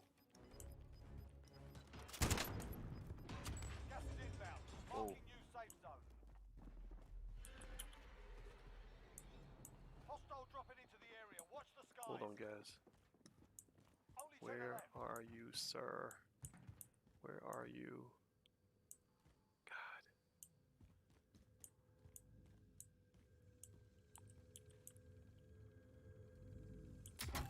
Y'all gotta know that this is the reason I'm being quiet now, because this is hard for me. I've never played at the end of the game all by myself without teammates, so I'm trying to level up. I'm gonna tell you, this is an example of not giving up. Because anybody who's been following me, y'all can profess that how terrible I was at this game when I first got started. I'm still not that great, but I'm better. I'm better. Oh, there's my teammate. There he is. Hey, Walgreens. Good to see you, man. Let's go on the roof. Let's get on the roof. No, wait. How can I tell him where to go? Come on, man. You gotta go to the roof, bro. Okay, let's see here. What's the... Oh, there he is. Okay, yeah, he listens. All right. Now let's get on the roof. We got the high ground. Let's get up here and see if we can shoot some people. Oh, there we go. Oh, nice. Oh, shit. Oh, great. Well, that was terrible. I thought I saw a guy over there, too. I thought I saw that. Okay, let me answer some of your questions. Keyboard and mouse versus controller. I like keyboard and mouse. I'm just getting used to it. It's taking me time to adjust. So there's that. Let's see here. People don't like when you show self-control because their excuse is always everybody else is doing it. Yes, Ingrid. Ingrid, you are the smartest black woman ever right now in my mind. And I appreciate people like you so much. But then, you know, what I guess I'm concluding is that not everybody's as smart as Ingrid. So that's what we got to deal with. But yeah, that's 100% correct. I think that what happens is the reason people overreact when you advocate for self-discipline is they feel guilty about their bullshit, right? Like they no longer have an excuse to continue to just be doing whatever they're doing. So it's kind of like a self-consciousness maybe that develops, I guess, where they start to feel like, you know, well, I got to defend what my position because everybody's doing it. There's actually a theory around that, an economic theory called the herding effect, like the way animals herd. Human beings move in herds as well, where basically, like people feel like there's safety in numbers. Let's see, I can see I gotta get better at the keyboard, but they feel like there's safety in numbers. So David Hirschleifer, who was on my dissertation committee, actually talked about that, where he basically said that corporations, they follow the crowd, and sometimes an executive will make a decision that they know is a bad decision, mainly because everybody else is doing it, right? So think about it like this. Let's say that everybody thinks, you know, let's say you're the CEO of Starbucks, right? And everybody believes that you should go left, like, you know, because of the economic conditions. Everybody says you should, I don't know, let's say buy back your stock or whatever it is, right? Or make a certain decision. But you instinctively, you've done your own research and you're like, that's not a good choice, right? I shouldn't go left. I should go right. Well, let's say that everybody's going left. 99% of your peers are going left, and you would be the 1% to go right. David Hirschleifer proved that effectively your incentive is to still go left with everybody else, and the reason is this.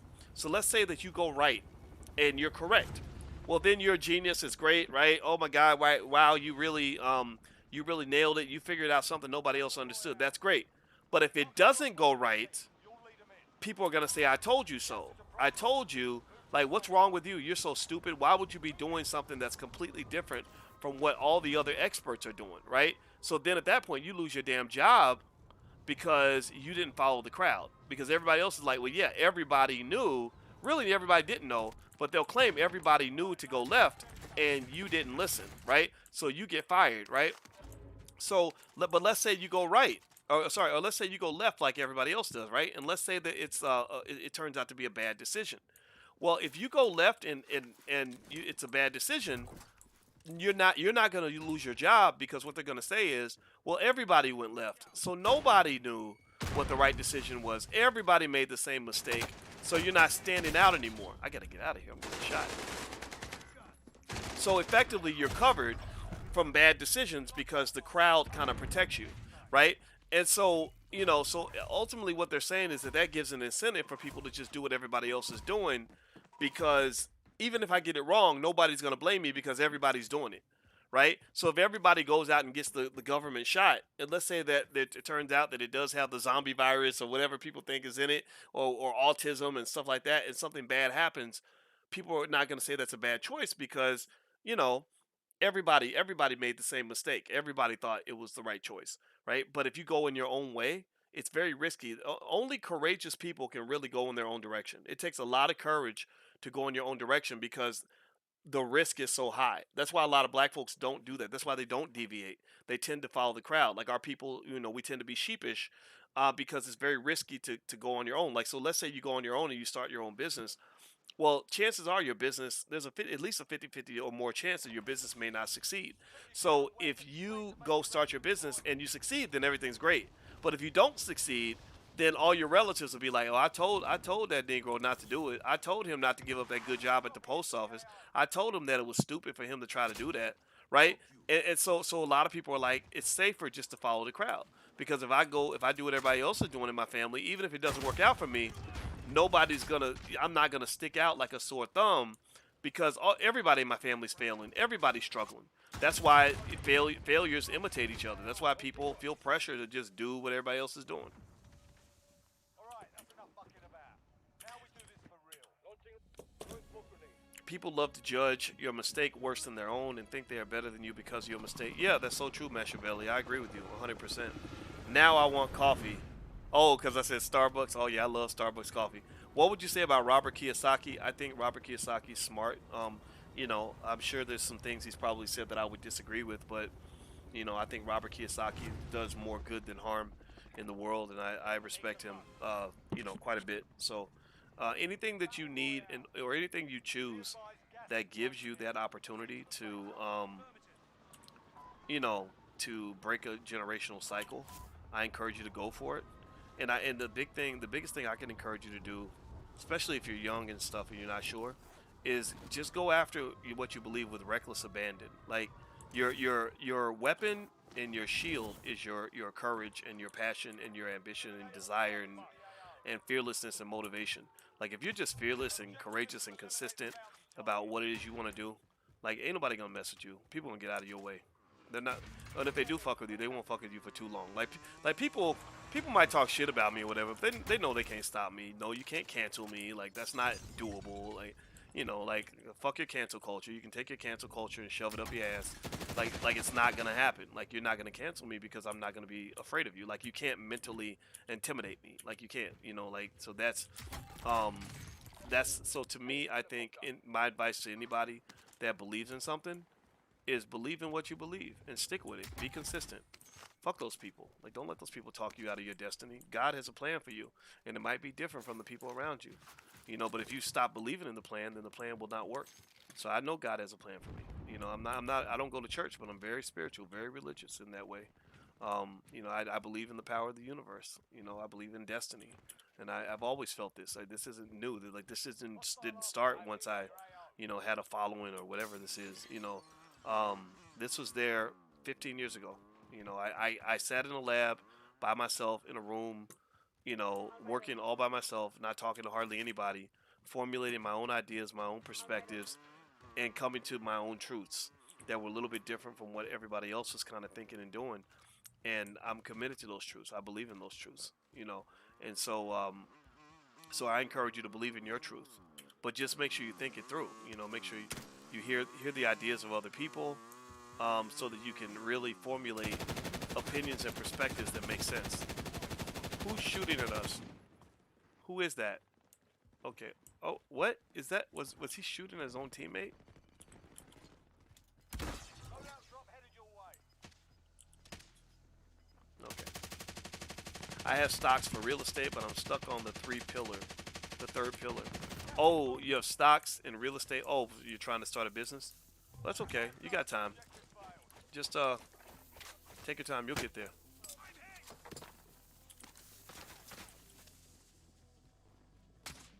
I'm gonna go inside this building because apparently people are sniping. That's very disrespectful.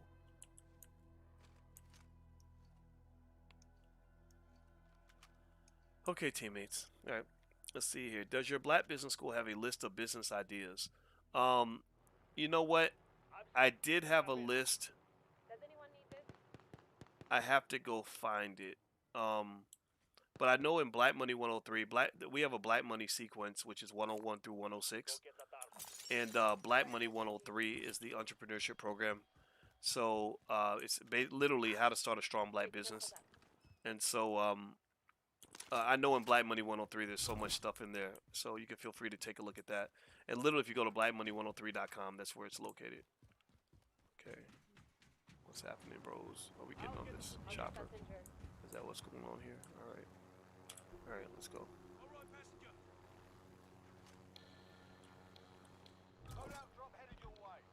So you have stocks in real estate, Machiavelli, and you want to have a business. Yeah, I think joining an organization of black business owners is a good way to go in terms of. Oh, I just got shot. We just got shot out of the sky. Crap. Yeah, I think joining a group or an organization with black business owners is a good way to go to get started. What is financial education? Basically, what we do is we in the Black Business School we focus on the 3 pillars of wealth. The 3 pillars of wealth are stocks, real estate, and entrepreneurship. Those are the 3 ways that people get rich. If you want to train your children to get rich, make sure that they're aware of those 3 areas. Talk to them about it on a regular basis. You know, I don't talk to my daughter. My youngest is the one I spend the most time with, and I don't really talk to her about things like, you know, what do you want to be when you grow up, stuff like that. Because honestly, I don't care what profession the kids choose. The thing I care about is for them to be happy and for them to be able to monetize their skill set. That was a nice kill. Okay, thank you, sir. You got equipment? I can use this equipment. Okay. Oh crap. Okay, I gotta get off this thing. But I have no teammates nearby, so I'm gonna just probably lay out here and die. Great. Cool. I'll just stay here. You know what? Let me just kill myself. Alright, yeah. So, you know, so we talk about monetizing your craft, whatever that is. Because if you have the ability to monetize your craft, you can do anything. You could be a graphic designer, you can be a dancer, you can be whatever and find a way to make money at it. Because you understand business models. You understand, you know, that anywhere there's people, there's money. Right? So, like my son, my oldest, went to Lollapalooza this week, which is, I guess, this big concert they have. Tyler the Creator's there, and Tyler the Creator hates my guts, but my kids like Tyler, so that kind of makes me the bad guy in the house sometimes. But anyway, Lollapalooza, you know, you know, so I'm the kind of guy that might, for example, talk to him about Lollapalooza and say, you know, do you know how money gets made? Like, this is why Tyler the Creator gets paid all the money that he gets paid to perform. This is, you know, man, crap. This is their revenue streams. This is how they make their money, you know, stuff like that. And so you can find natural, organic conversations about money and wealth that are beneficial. Play the same team. Thank you for your tweets of Lil Nas X. Social engineering happens every day, and we're silent on dancing naked in a prison. Then it'll just keep getting worse. Yeah, Lil Nas X. All I can say is, you know, I feel bad for him. Part of me wants to say fuck him, but I'm not gonna do that. So instead of saying fuck Lil Nas X, I'm gonna say I feel sorry for him. Um, you know, because you know he's a puppet of the industry. We know this, right? And the thing about it is that, you know, is that if you're really talking about, um, if you're talking about, you know, music that is being presented with black people in it and this imagery, you know, the black men twerking in prison, that's as bad as having a video where you have black people twerking on a plantation. It's no different. Prison is the new plantation. And the thing is, you have to understand history to even understand that, to realize that. And or it's as bad as, you know, what would I say? It's as bad as like having Jews twerking in a fucking concentration camp. And so it's crazy. It's absolutely crazy, and it's not really so much his fault. And the thing is, it's a challenge for me because I'm older than these guys, right? They're like early 20s. So at the stage that they're at, the goal is to be famous and successful by any means necessary, right? And so white people come along and they say, "Hey, Negro, if you do what we want you to do and say what we want you to say, we'll make your dreams come true." So it literally becomes a deal with the devil. It literally becomes a deal with the devil because you basically agreed to go along to go along with their agenda in exchange for a lot of rewards. A lot of financial rewards. If you're heterosexual, you get all the women you want. If you're gay, you get all the booty you want, and you think you're winning, right? And the thing about Lil Nas X is, it'll only be probably when he's like maybe one day if he has children or if he's just an older man, like 20 years from now, where he's going to look back and realize that he was used the whole time. He's going to look back on this and he's going to say, man, maybe they were right. And I understand that because back when, because I know some of the rappers now, Ice Cube, Willie D, stuff like that, the Ghetto Boys and stuff. And I remember when older people who were the same age I am now were kind of talking about the dangers of where hip hop was going. Like they actually spoke on this. C. Dolores Tucker, a lot of people spoke on it, and I think because we thought that these people were not relatable and didn't understand us, we completely rejected it out of hand. A lot of people were very disrespectful to that, and I kind of wish we could have been more respectful, right? So to some extent, this is karma. Like we're kind of getting what we deserve because we did the same thing to older people when they warned us what hip hop was going to become. Because at the end of the day, you can't sit here and pretend like they weren't right. Like they were right. They were 100% correct. Your hip hop is all fucked up. It's terrible. It's literally the worst, most genocidal shit ever. Like, the words Black Lives Matter, you don't even have the right to even say words like that because Black lives don't fucking matter to you if you sit around celebrating the death of black people in your music. You're dancing to the beat of your own genocide. So you can't say Black Lives Matter. Just stop it. Just take that shit out of your vocabulary because you don't mean it. You don't mean it. It's like when Malcolm used to say, don't even put the word freedom in your vocabulary because you ain't ready to pay the price. You're not taking it seriously. It's like somebody who says I want to lose weight while they got 10 donuts in their mouth. Like, no, just take your fat ass on somewhere. Just admit that you're gonna be obese forever, and that's what it is. Like, stop pretending. Stop pretending. Because the thing is that we're pretending. Hold on a second. This guy.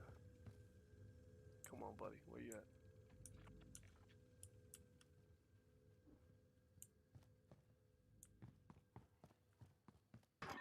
Enemy UAV overhead. Yeah, so I think overall it's just kind of one of these things where it's a very frustrating conversation. How's he shooting me from that angle? He's gonna come down and kill me too. But yeah. So I think with Lil Nas X, I just kind of said what I think any self-respecting black father should understand. That you don't want to support the creation of a world where we're celebrating black men being in prison. And I think that, calling out the hypocrisy is very important because, I think that in order to try to, minimize the critique, I think Nas and his white handlers decided they want to make a donation to cash bail or something to end cash bail. So they're claiming like, oh, we're trying to help black men get out of prison, but yet you got black people twerking in prison like it's a wonderful place. No, so prison is not Disneyland. Like prison's a horrible place where people get raped. Bad things happen in prison. So I think again, I think a good test, a good way to kind of understand that point of view, is to imagine what would happen if you did a music video with Jewish people twerking in a concentration camp. Enemy UAV And overhead. that's not an extreme example. That's a very realistic example. And the reason you think it's an extreme example is because you're used to black people being dehumanized at an unbelievable level. Like you really believe, again, the white supremacists are not just the white people. A lot of black people are white supremacists. So you're really okay with them doing things to you that they literally have not and would not do to any other group of people. Nobody. I mean, in fact, look at that situation with that rapper DaBaby. So DaBaby, I think makes some comment like if you ain't sucking dick in the parking lot, throw your cell phone lighter up or whatever, right? So he apparently isn't a guy that identifies with gay culture, which is completely his right. Um, but but everybody's offended because because of what he said. But what's fascinating to me is how people. Hold on, let me see if I can help this guy.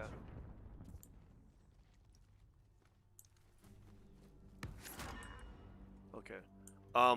What's fascinating to me is that the same people that got super offended because the baby said something that was allegedly anti-gay, those people have never ever been offended by the fact that he and other rappers use the N-word in every other sentence, right? So why is it that you go into defense mode when other groups of people are insulted, but you have nothing to say when black people are being called the N-word all the time, and I guess maybe we feel like it's okay because the person saying the N-word is black, but I don't think this shit's okay at all. And I think it makes us look stupid and hypocritical when we try to get offended, like a white person saying the N-word is the end of the world. Like, oh my God, they're so racist. That's so terrible, Dr. Boyce. Oh my God. And I'm like, why am I gonna be offended? Like, you're not offended. Like, the word clearly doesn't offend you. You're pretending to be offended. You're only offended because they're doing the same thing to you that you do to yourself. So if I have a house, and I kind of get it to a point, like if I have a house where I'm pissing on the carpet and shitting on the rug and leaving dirty clothes everywhere and got roaches everywhere, and somebody comes over and they throw trash on my floor, and I'm like, can you believe that they dirtied up my house? I mean, I get that, right? Because maybe you feel like, okay, I can dirty my house, but nobody else can dirty my house. If you dirty my house, then I'm gonna be offended. Okay, I get that. But to some extent, you have to take accountability for the fact that you're a dirty motherfucker and they're kind of following your lead. Like they're literally following the example that you set for yourself. So I will just tell you, if you don't respect your shit, why would you expect other people to respect your shit? If you don't respect yourself, what makes you think other people are ever going to respect you? If you don't care about your own community, why are you waiting on other people to care about your community? You have to be the first person who sets that example. If you don't set the example, then people are going to say, "Oh, okay, so this must be the community that we shit on," because even they don't care about their own children enough to take a stand. So I think that the reason you're not in a position to really take the stands that you need to take is I think that because they have such a grip on your brain, the chains are on your brain where they get you so caught up in the thrill of being popular and famous, that you think that because a black person is famous, that they're successful, and you don't even consider like, well, why are they famous? Like, what did they do to actually become famous?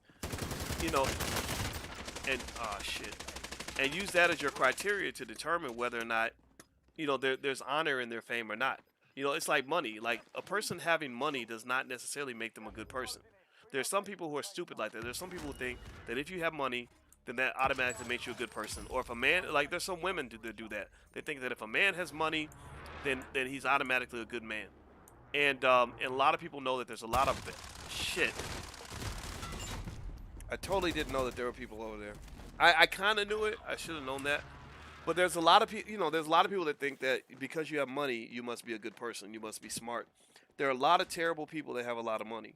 And so, like if you're dating, and let's say that you like men that have money, that's okay. That's actually natural. Women are biologically wired to be attracted to men who have resources. There's nothing wrong there. Animals do that. Every mammal on the planet, elephants, giraffes, rhinoceroses, they're all attracted to the males that have the most resources. That's just a common fact. So there's nothing wrong with that.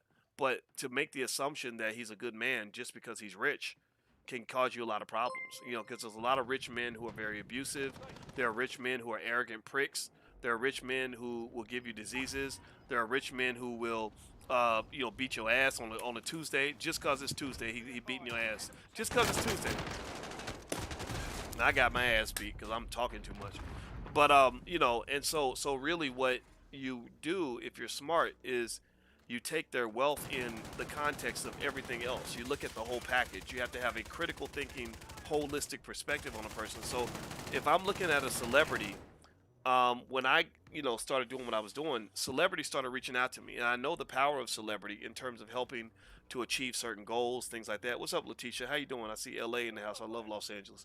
Um, you know, when celebrities will reach out to me, I told myself, like, boys, don't get excited just because somebody's famous. If they're famous for the wrong things, then that's not a person you need to be around. So when celebrities would reach out to me, I almost would get nervous because I'd be like, okay, what do they want?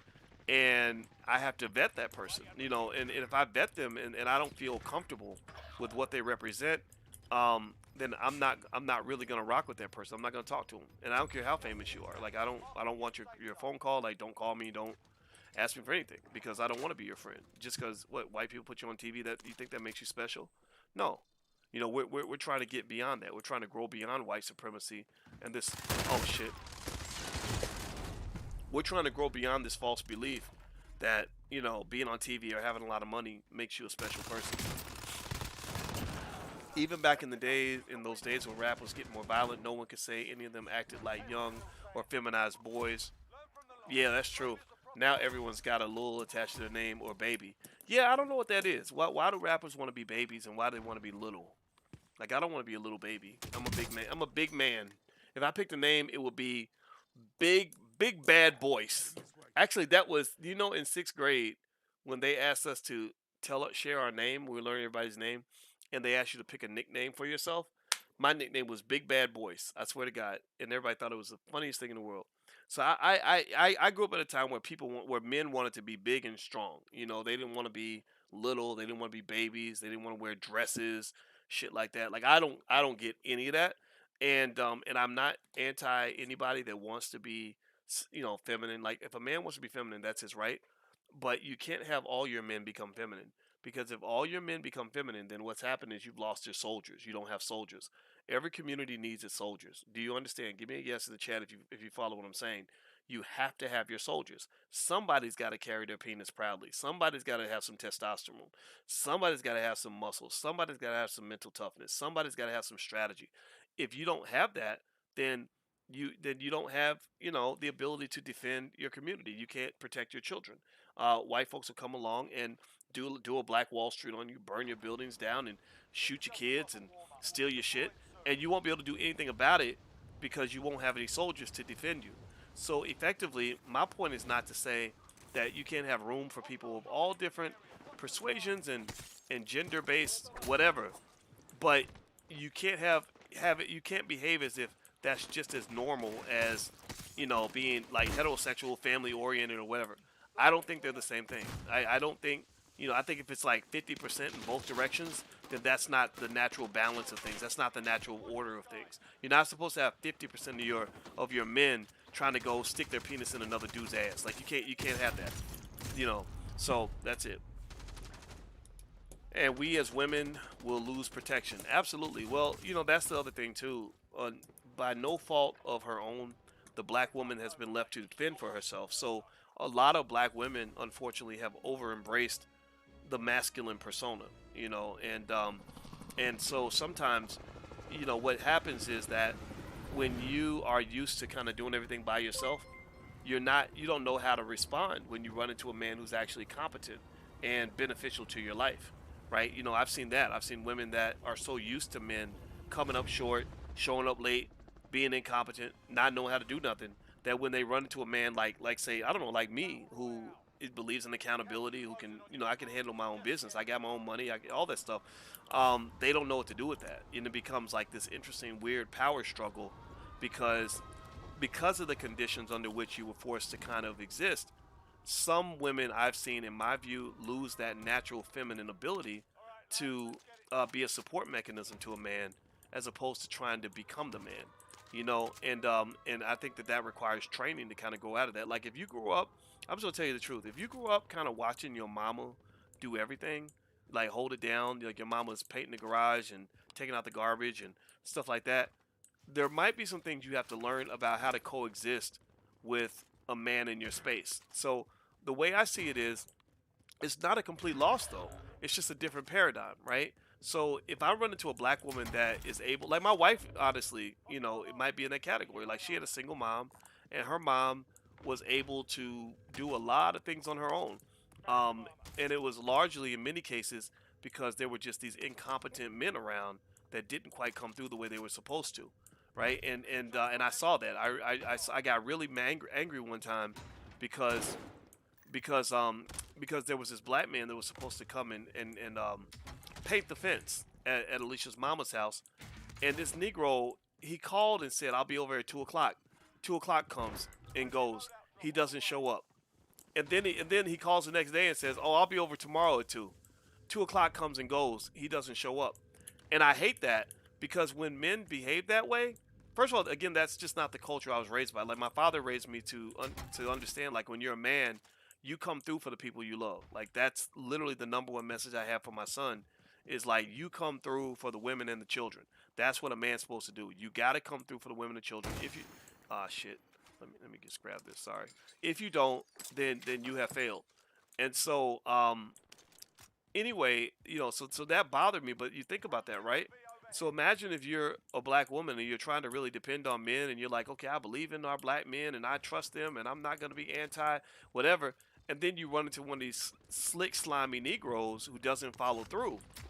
Then what are you supposed to do? You got to hold it down. You got to handle it, right? So I think that that this whole issue, it's a joint issue. It's not a issue that where assigning blame is necessarily beneficial, but it's just something where it's like when you see a man that isn't coming through for people, like coming up short and making excuses or just basically being a bitch, you got to call that out. Like you really have to call out bitch-like behavior among men. Oh, there's the devil. Get him. Hostile dropping into the area. Watch the skies. Enemy UAV overhead. Okay, he's dead. Good. But yeah. So ultimate. Sorry guys, I had to concentrate because I. Oh shit, there's a guy up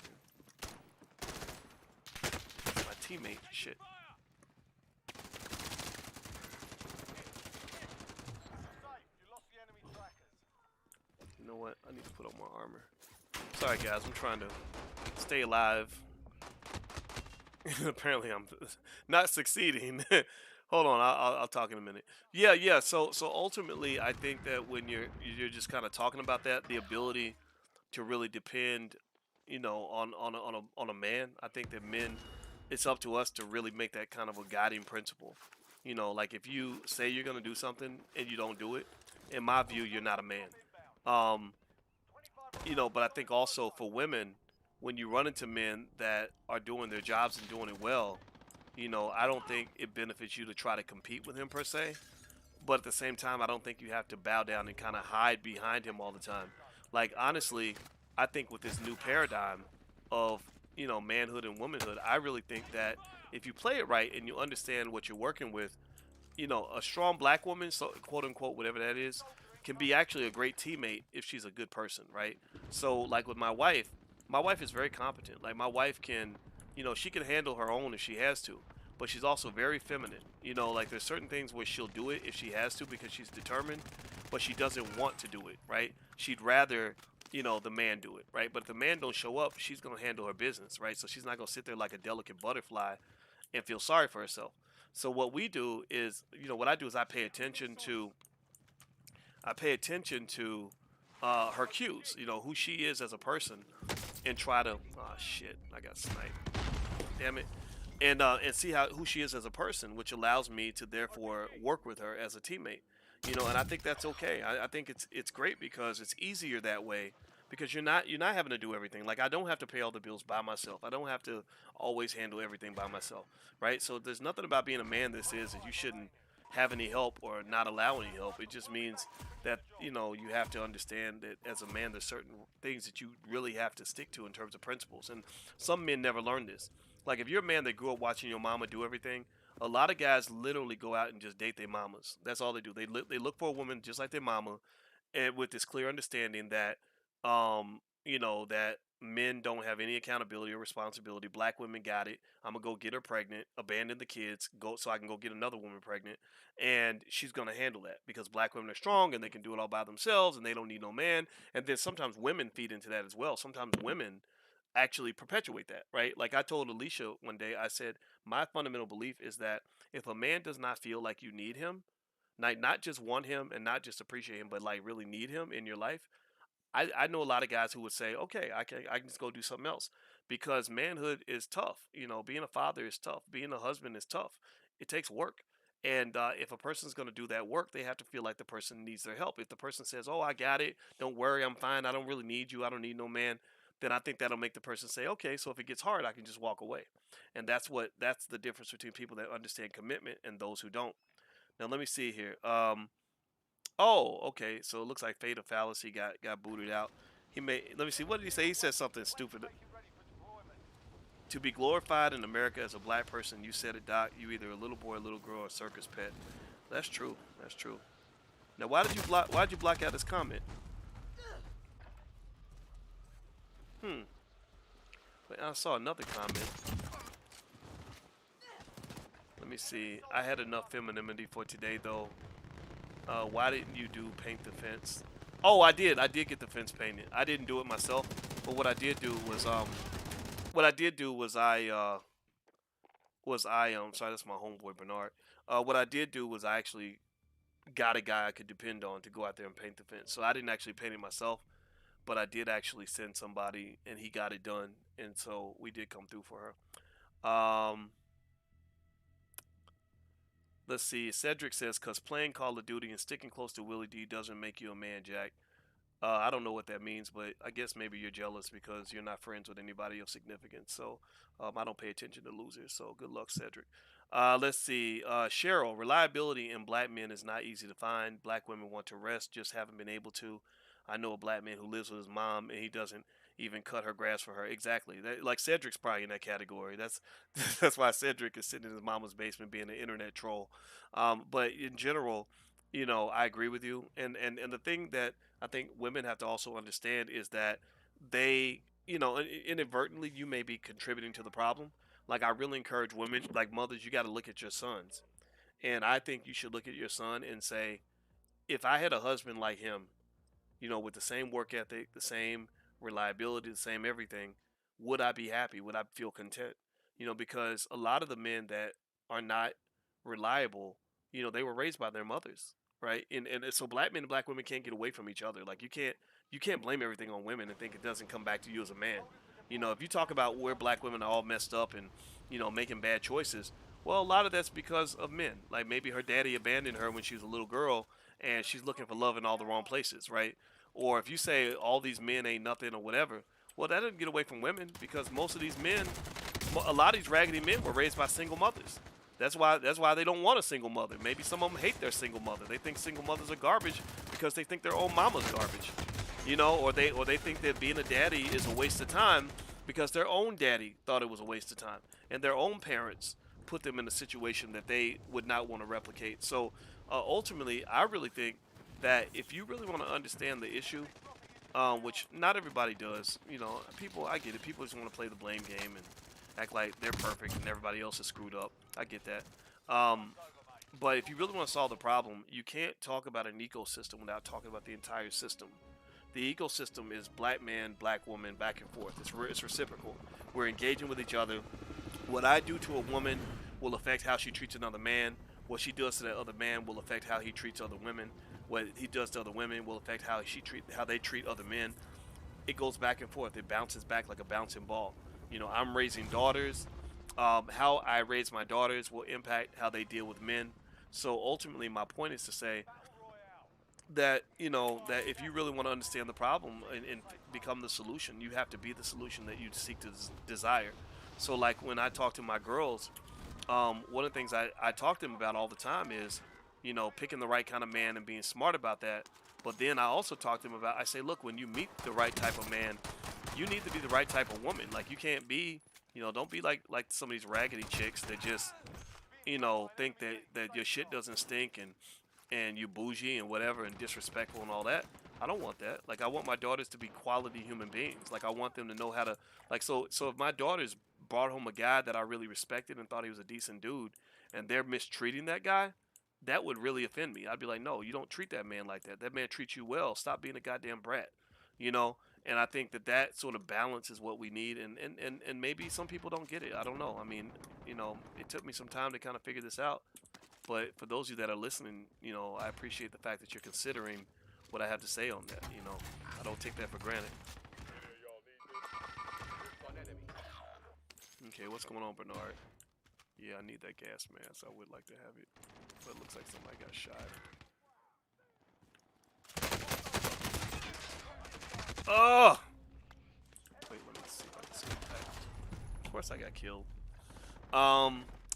Cheryl, hard to find for whom? You, no disrespect. Yeah, I think, here's the thing that, to Cheryl's point. Okay, so DDS, to your point, you're right. I think that what your options are in life, your friends, your circle, is a reflection of you. What you are is gonna attract what you look for, and what you are is gonna attract certain elements. Um, but at the same time, from a statistical standpoint, the Economist did an article about this. They showed that there is actually a numerical differential between the numbers of marriage eligible black men and marriage eligible black women. And so what they did was, I couldn't kill that guy with a handgun.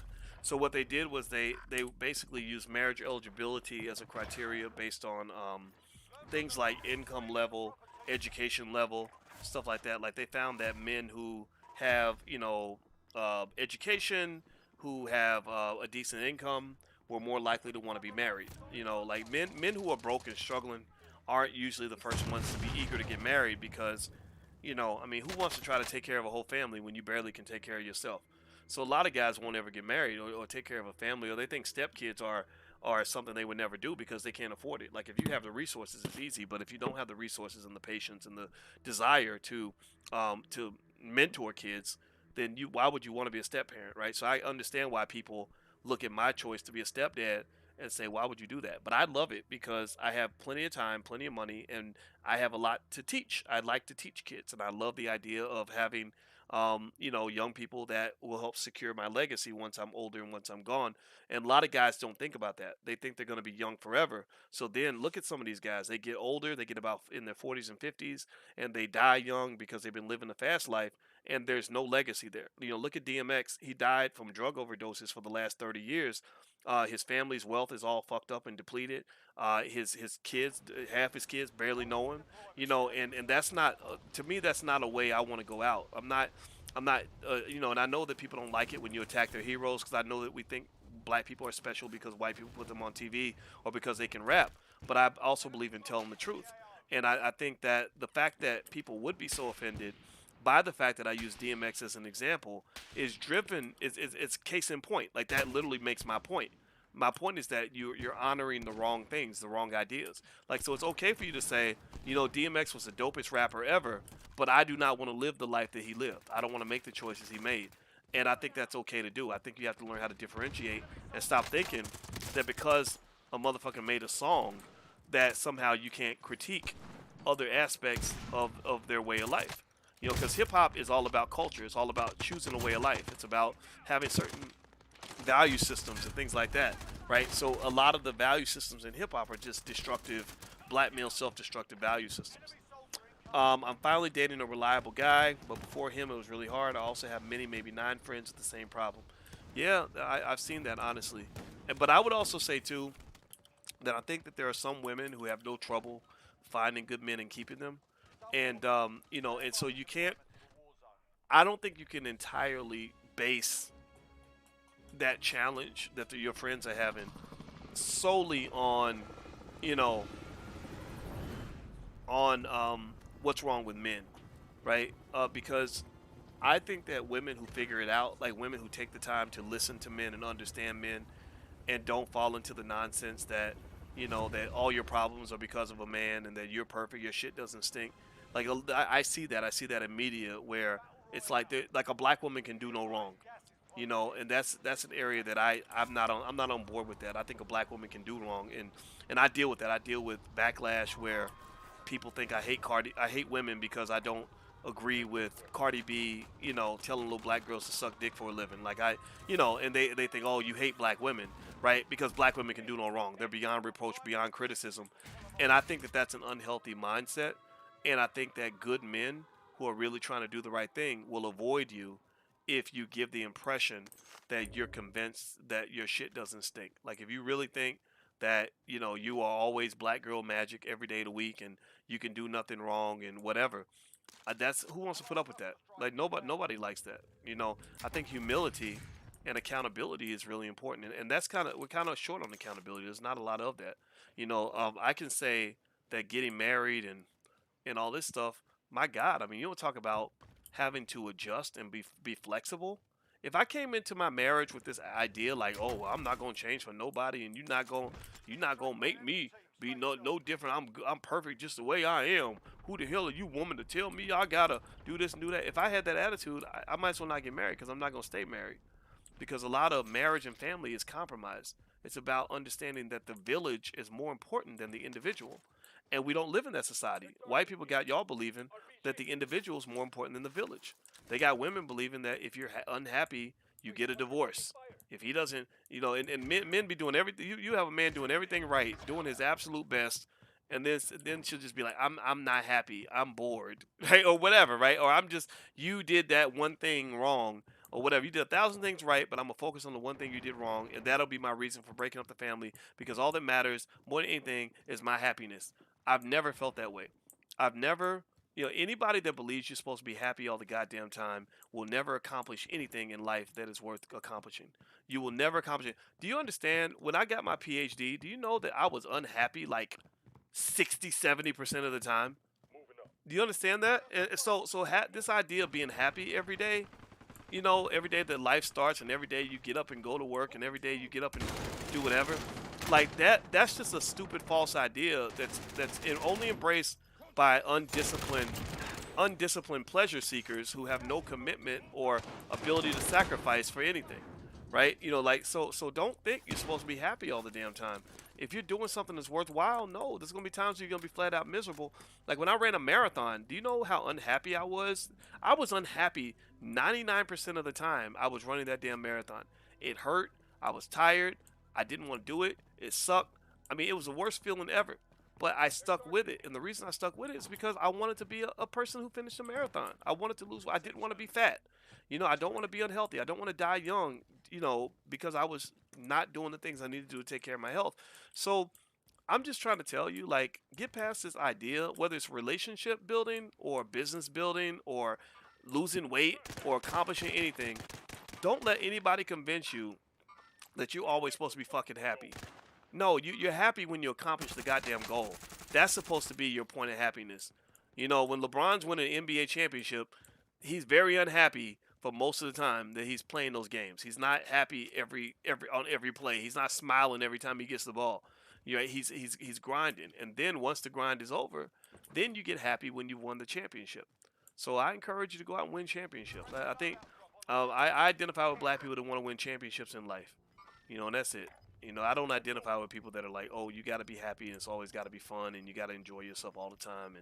And then you know, to me, the male version of that is like when you have guys that don't, you know, that just think, you know, taking care of your woman and your kids is like a pain in the butt. And why would you do that? And why would you make that sacrifice to, you know, to keep a healthy relationship when you can just go get you a pack of hoes and go smoke some weed and whatever. Well, let's see how that works out for you. You know, let me catch up with you when you're about 45, 50 years old, and all that hard living has made you into an old man, and you out here on your damn deathbed, and ain't nobody coming to see you, and your kids hate your guts because all you got is a string of babies mamas and no real legacy to account for anything you've ever accomplished in your life. Talk to me then. Okay, I gotta focus here. See, okay, what are we doing? What are we doing? This is my buddy Bernard. Bernard is I'm playing with him. He called me in. I told him I couldn't. I told him I was talking to you guys, so let me reload my gun.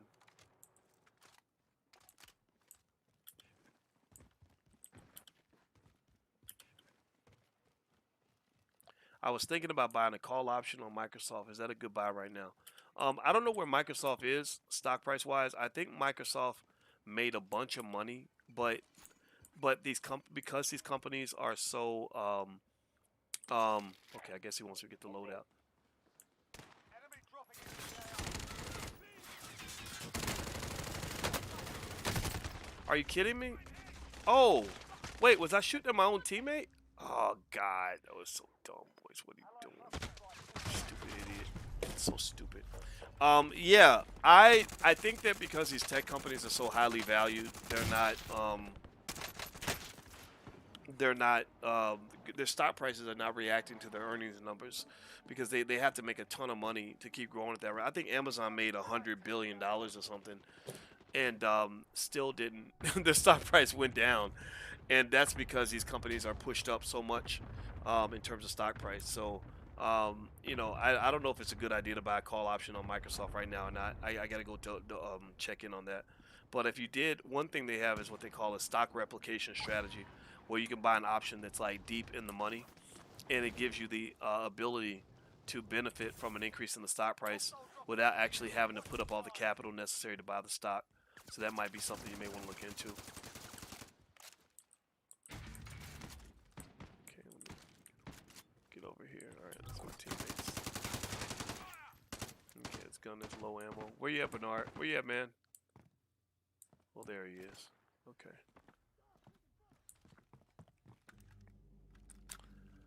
I don't see your point. I commented on me and my friend's experience. Oh, are y'all in there arguing? Oh, okay. Well, y'all stop triggering each other. Okay, we gotta. Let's be nice. Let's be nice. Let's just hear each other's point of view. If that's Cheryl's lived experience, let's respect that. And same thing is true with you, DDS. You know I respect you. I appreciate you, man. So, okay, let me see here.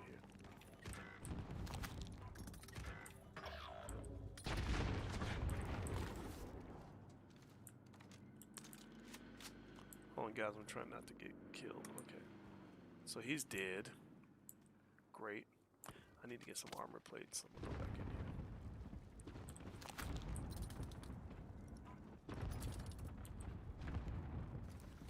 Okay, let me put on some armor.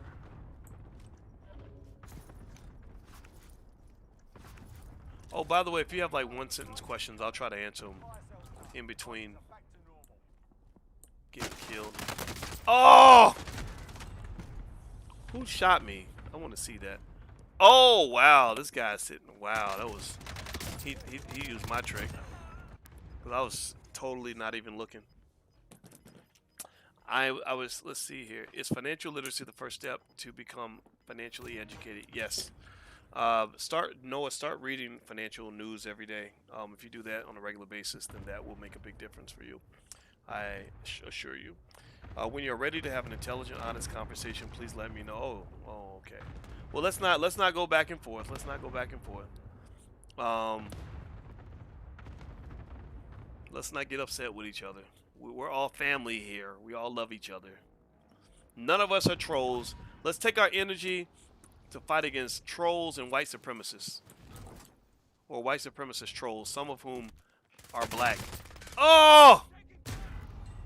God damn it. But they're not black first. They're not B1. They're not black first. They're troll first. So let's save our energy for when a troll comes in so we can beat up on the troll and make fun of him. Let me look at some more of your questions. Let's see here. Fatal fallacy. Do you believe it's a good idea to live with a significant other you're not married to? I think that it can work if it works for you. I'm a believer in freedom and you doing whatever, makes you happy. I think it's a matter, I think with any choice in my view, it's really a matter of, kind of knowing what it is. If you know what it is, then I can't fault you for making that decision. Where I fault people is when they don't know what it is. So, for example, since we were talking about DMX earlier, DMX's girlfriend did not marry him. And as a result, I mentioned this to you guys, she had no access to his estate because she didn't know, I guess, that the law says that if you, if you die, your children get access to your money, right? Not your ride or die girlfriend or whatever. The judge does not recognize a ride or die as a spouse. Like a wife has certain privileges that that a ride or die girlfriend doesn't have. And so effectively with DMX, you know, um, I think that that was a bad choice for them to live together unmarried.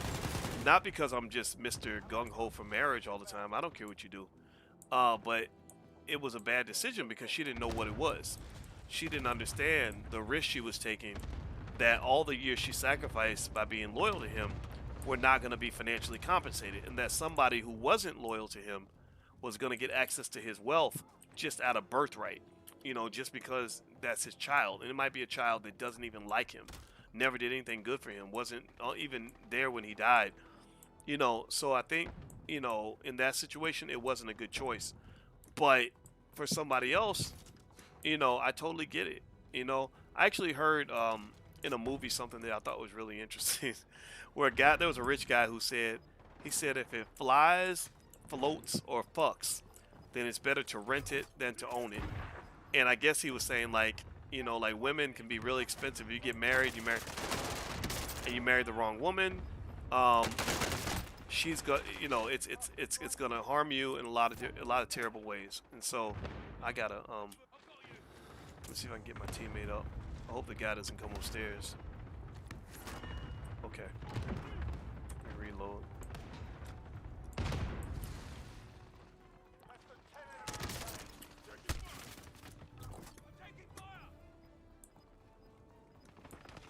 Ooh, buddy. We're down to the last 6 now. Oh! He shot us both. Let's see here. Okay. Machiavelli says I'm a positive troll. Okay, I can accept that. That's cool. DDS, these feminists need to get checked. Yeah, well, I don't see Cheryl as a feminist. So let's be respectful. If she's in the chat and she's not saying anything ridiculous, I want her to be heard. Okay, I think it's okay to have a dissenting point of view. But I know the difference between somebody who disagrees and somebody who's just trolling. We don't have room for trolls. Trolls have no place here. But if you just disagree, like that's okay. It's okay to ask that question. I enjoy that dialogue. Um, how do you suggest spreading this gem about investing because so many black people don't care? If you don't care, I don't care. Honestly, I'm not your I'm not your dad, right? I mean, some of y'all may have adopted me as a dad, and I embrace that. By the way, I respect that and honor that. But if you don't want to do it, I don't. I mean, okay. I mean, that's it. I don't. I'm not gonna say I don't give a shit, but I don't give a shit. I really don't. Like it's your life. Like do what you want to do. If it makes you happy and it's working for you, that's cool. And that's what I tell Alicia too. Alicia's a therapist, and sometimes Alicia will give me advice that's really good advice. She might say, "I noticed X, Y, Z, and I think that if you change this, then blah blah blah blah." And sometimes I'm like, honestly, I'll be like, I really don't need help with that. If I need your help, I'll let you know. And if I don't want your help, then just you can keep it to yourself. It's okay. And I think that that's a good philosophy, right? So if someone wants my help, then I'm eager to help them. But if they don't want my help, I'm not offended by that. I just want them to get out of the way. I think that where I have to have, why do we get kicked out? I think where I have to draw a line is I have to kind of say, if you're here to argue with me, I don't have a lot of time for that. Like I'm not here to be argued with by people that don't understand this stuff. I have a real PhD. I've taught college students for 27 years. Stop it. Just stop it. And also, if somebody is arguing against whatever investment advice or perspective that you're thinking about taking, I encourage you. I encourage you to kind of just look at their bank account, look at the evidence, right? Most of the people that are telling you not to invest in the stock market are probably people who are broke. So I would challenge you to say, why would you take investment advice from a broke person? That doesn't make any sense. So that's my 2 cents on it. Hey, what's up? Is that only Malik? Is that Malik? What's up, man? Okay, he says, what's up, Doc? Hey, Lord and Megan. Hey, what's up, Malik? You got to come in and play with us. I have a different gamer tag or ID, but I assume you can get in, and Bernard can let you in. So if you invite yourself in, you can play with us. Hold on, guys. I'm gonna see if I can pop some fools up in this mug. Oh, man, I got shot in the head. People, let's see here. This is why it's so important for women to get married, especially if they're planning on having children. I don't understand why women are having children for men that's not their husbands. You know, Ingrid, I'm gonna tell you, I'm gonna take a bet and say that I bet if you did a study, you will probably find that a large percentage of the women who have children with men without marrying them are women whose mothers did the same thing. So I think that if that's the only model you've ever seen, then I think you're going to copy what you know. And I'm really willing to bet you that's the case. I don't have any data to back this up, but I'd be willing to bet you that, or just like men who don't take care of their kids, a lot of them don't have fathers who took care of them. So they're like, yeah, that's the way the family's supposed to work. It's just like how I'm biased, right? I'm biased because I believe kids need a mother and a father because that's what I had. But I guess if I didn't have a father, I would probably be like, well, fathers are optional. You don't need that. Look at me. I didn't have a dad, and I turned out fine. And maybe I'm putting on high heels and twerking in a Lil Nas X video, but I'm thinking it didn't make a difference, right? But anyway, enough of that. Let's see here. Doc, you should play Street Fighter. Okay, I might try it. Ingrid, people who choose not to save and invest will be sorry in the end. Well, that's always been true, you know. Broke behavior has always led to being a broke person. That has always been true for 1,000 years. They having a good time right now, but you watch will be laughing last, and he who laughs last laughs best. Yes. Well, that's the thing. I want to encourage everybody who's sacrificing, because there was a lot of time I sacrificed where I got made fun of. There's a lot of time where, when I was in my 20s. In fact, to this day, I still get made fun of sometimes, but I don't give a shit. But, back in the day, when I was in my 20s, wasn't nobody doing what I was doing. Most of my friends were not sitting in graduate school at 27. Like, they were going on with their lives and doing stuff, like having kids, buying houses and all that. And so people made fun of me for going to school for so long. And even I didn't understand if that it was the right move or not. And that's why having somebody that has faith in you really matters, because my mother was the person who just always told me, like, keep going, keep making the sacrifice. Education will pay off. And that was the faith I needed to kind of help me, keep making the sacrifice.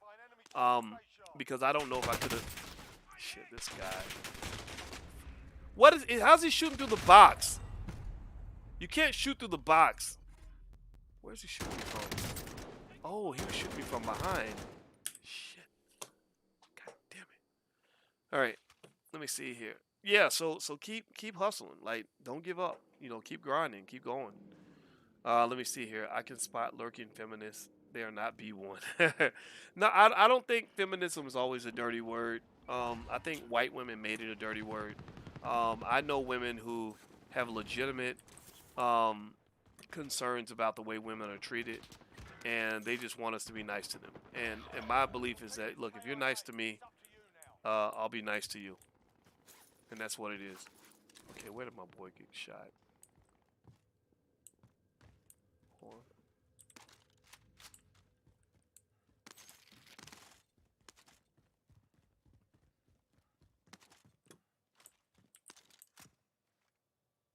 Okay, let me put on some armor. All right, Bernard, where are you at? Oh, he's away from his keyboard, I think. That's why he's sitting still. Okay. All right, got it.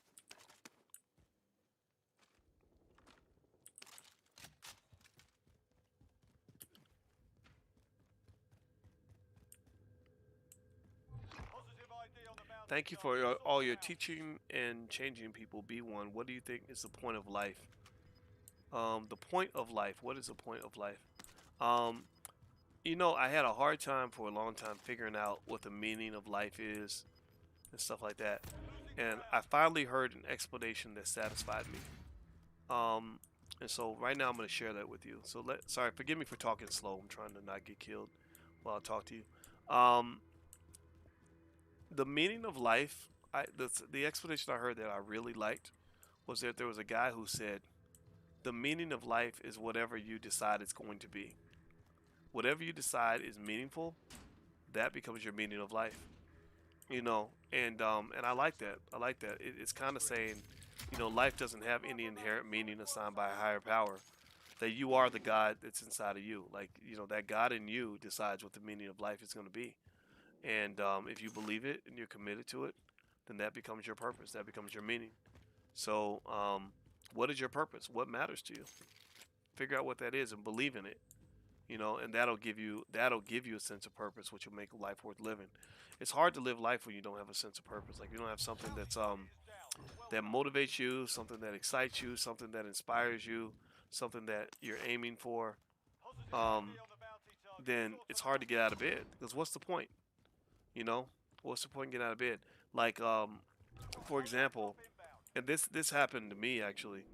Um, when I was younger, my big challenge was how do I achieve my goals? Like I didn't know how to achieve my goals in life, and I was always working, trying to hustle, trying to figure out a new strategy, whatever. And then the worst thing in the world happened. I started slowly but surely figuring things out, and then I ran into a new problem. And the new problem was that I had accomplished everything, every goal that I set for myself. Like you know, when I do Black Keys to Greatness, the reason I have the confidence to create a life class, which is actually free by the way, it's blackkeystogreatness.com. I wanted it free because I really enjoy supporting young people that really want to succeed. The reason I'm confident in doing that is because I can honestly swear on a stack of Bibles that damn near every goal that I had when I was in my 20s, I accomplished every single one of them. Every one of them. Right? So anybody who says, oh, Boyce, I don't like Boyce, he's full of crap, whatever, that's fine. But, you know, I'm not a guy that has to pretend to be happy. I'm not doing it for the gram. I'm not doing it to put on a front like I really am happy with my life because when I was younger, I did make decisions that turned out to be the right decisions.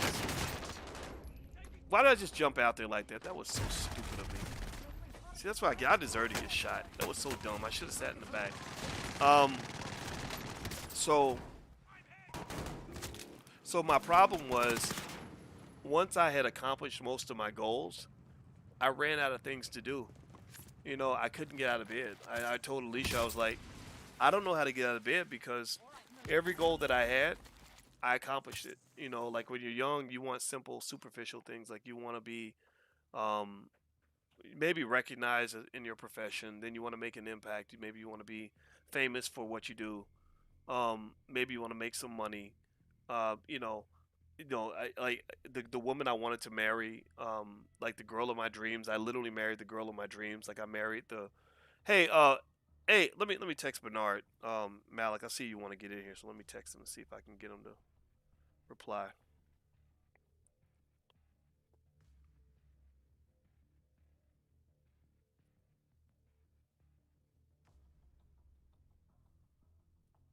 And my wife just sent me a text. I think she might be telling me to. It's time for bed. Okay. But yeah, yeah. So,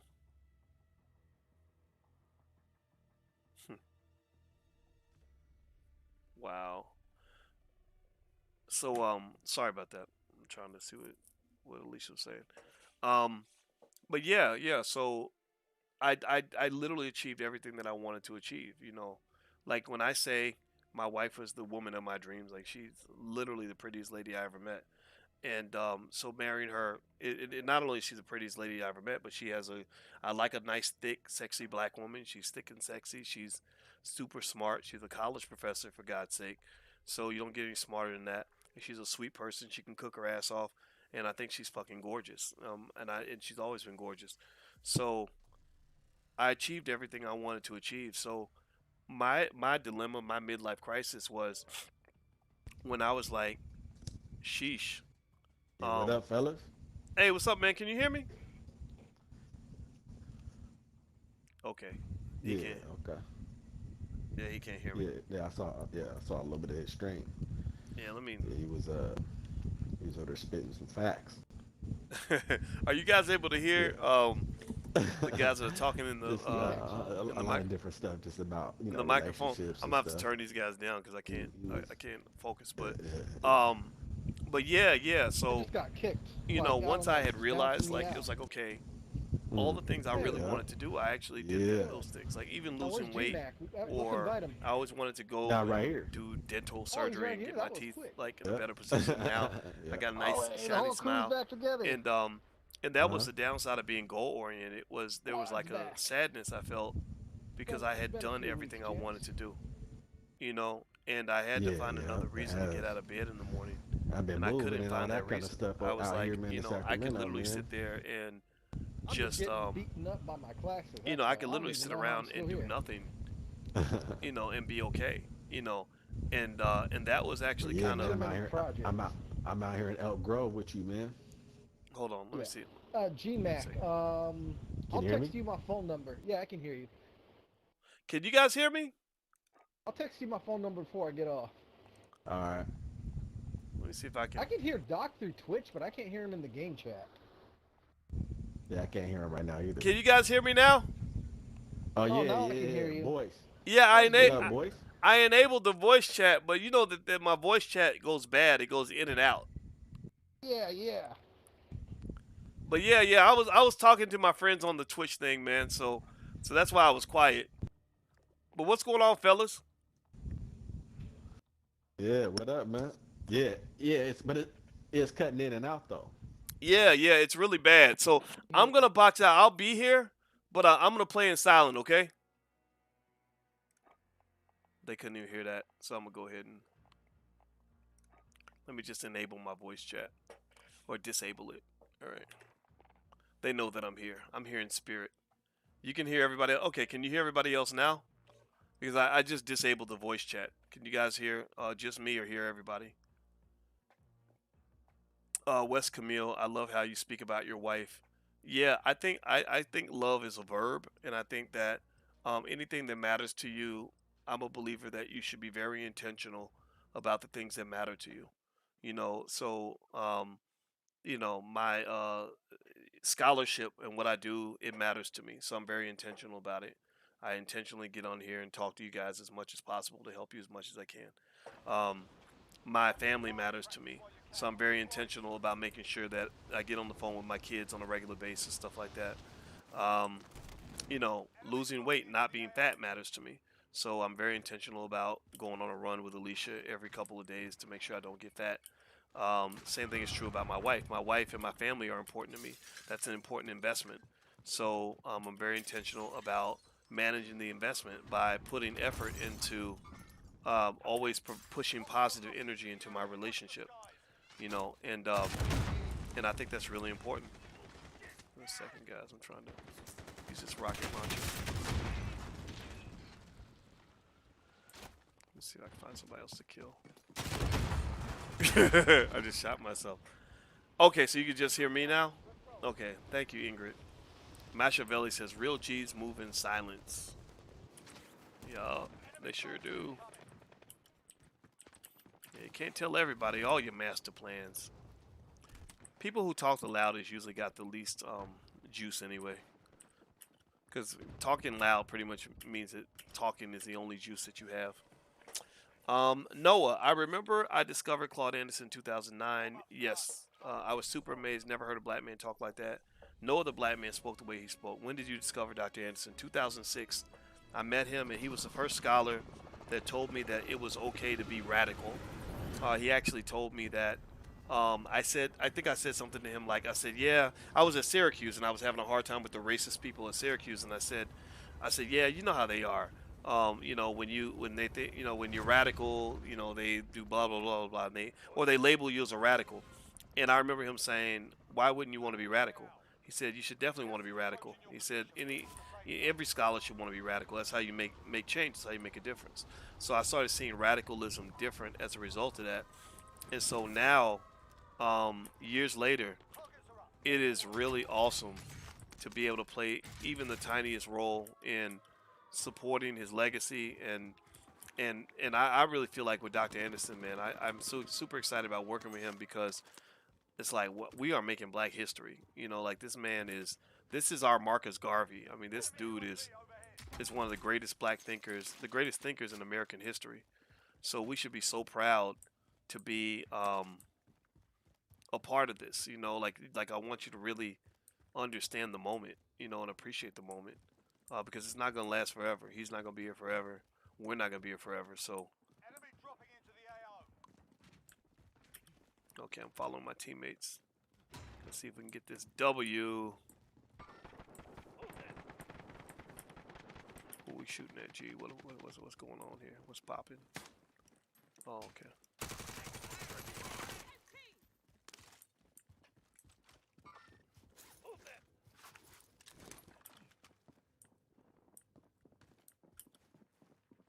Enemy UAV overhead. Okay, what are we doing?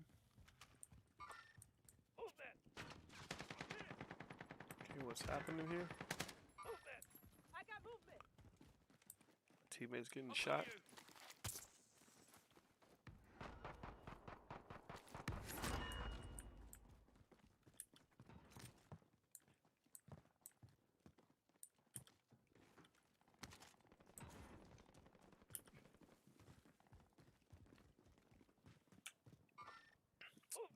I hope you're open to hear other people's experiences. When black men tell me they are having trouble finding a good woman. Oh, they want my money. Okay, hold on. There you go. You can have it.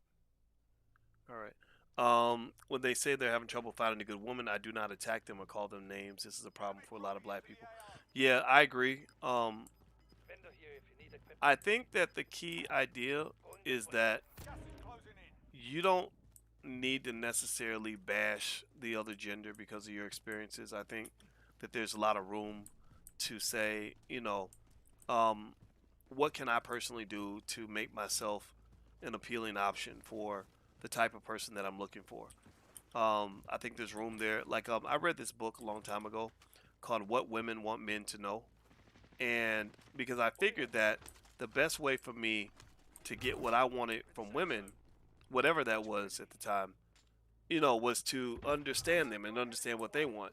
It's just like business. If you want your customer to give you money, then learn what your customer wants. Like understand your customer. And I don't think people see relationships that way. They kind of see it as this sort of process where you get to act like a spoiled brat and you complain and bitch and moan every time somebody doesn't give you what you want. What happened? Did somebody throw that at me? What the fuck? Oh, wow, he got us. Yeah, like I kind of think that's I guess that's what happens when you have a culture, a whole community full of victims. Everybody's a victim, a victim, a victim, a victim, right? So the man who isn't happy with the types of women he's meeting, he's a victim because women ain't shit, and these hoes and these bitches, they take your kids and whatever. And the women that are victims, like they're claiming that the reason they don't have no man is because black men ain't shit and blah blah blah blah. And because the thing about it is that shit, I'm dead. When you start playing the victim blame game, nobody wins, right? And it's like a race to the bottom. It's like, okay, I'm gonna say it's your fault before you can convince me that it's my fault. Well, really, it's our fault, right? Like I don't even want to hear you tell me what I did wrong. I want it to be all or nothing. It's all on you. It's all your fault. I had nothing to do with it. I don't have to improve anything. I'm perfect just the way I am, right? And so, effectively, what happens, I guess, is when you get men that think that way, they just go and they take all their bullshit and their trauma and they dump it on white women. And then, with black women, they end up taking, some of them got these crazy ghetto attitudes. We know women like that. Come on, don't act like you don't know. And they take that to some white man who will let them be, who basically be their doormat, right? He'll put up with it because he don't want to be seen as racist, and he tells her that she's perfect and you're always a queen no matter what you do. And I don't believe that. I don't believe every black woman's a queen. I just don't, because you got to earn that. Like, if you make everybody a queen, then it means nothing to be a queen. Like, being a queen means nothing if everybody's a queen. So, no, to me, to be a queen, you got to earn it. To be a king, you got to earn it. And so I say just earn it.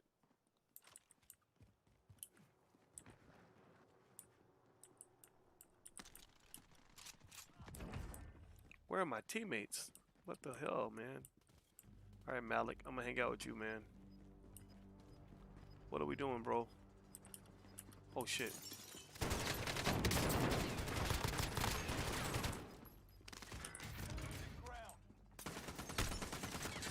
Oh, shit. Ah! God! Okay, I got it. Watch out, man. Watch out. Get him. Kill him, Malik. Yeah, get me up. Oh shit. Oh, watch out. Hey, hey, babe. I'm in here with my homeboys. Oh, by the way, I'm on the I'm live streaming, so yeah, you can talk to me. Just don't say anything. You don't unless you want it all over the internets, all over these internet streets. Yeah, yeah. It's like a small little Friday night dinner party with all of our 46 closest friends. Yep.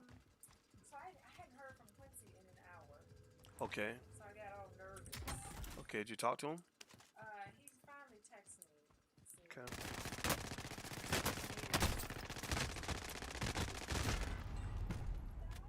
Yeah, Malik's gonna go kill him. Yeah, I got killed. Yeah. Oh, say it again, man. Is he? Did you hear from him? Like, did he finally reach out to you? Okay.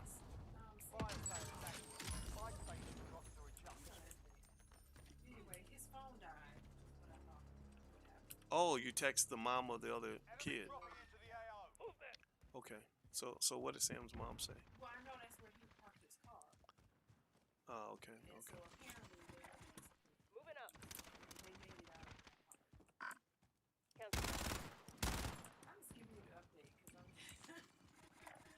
Okay, move. Got some cash here if you need it. We gotta get this armor. Got some cash here if you need it.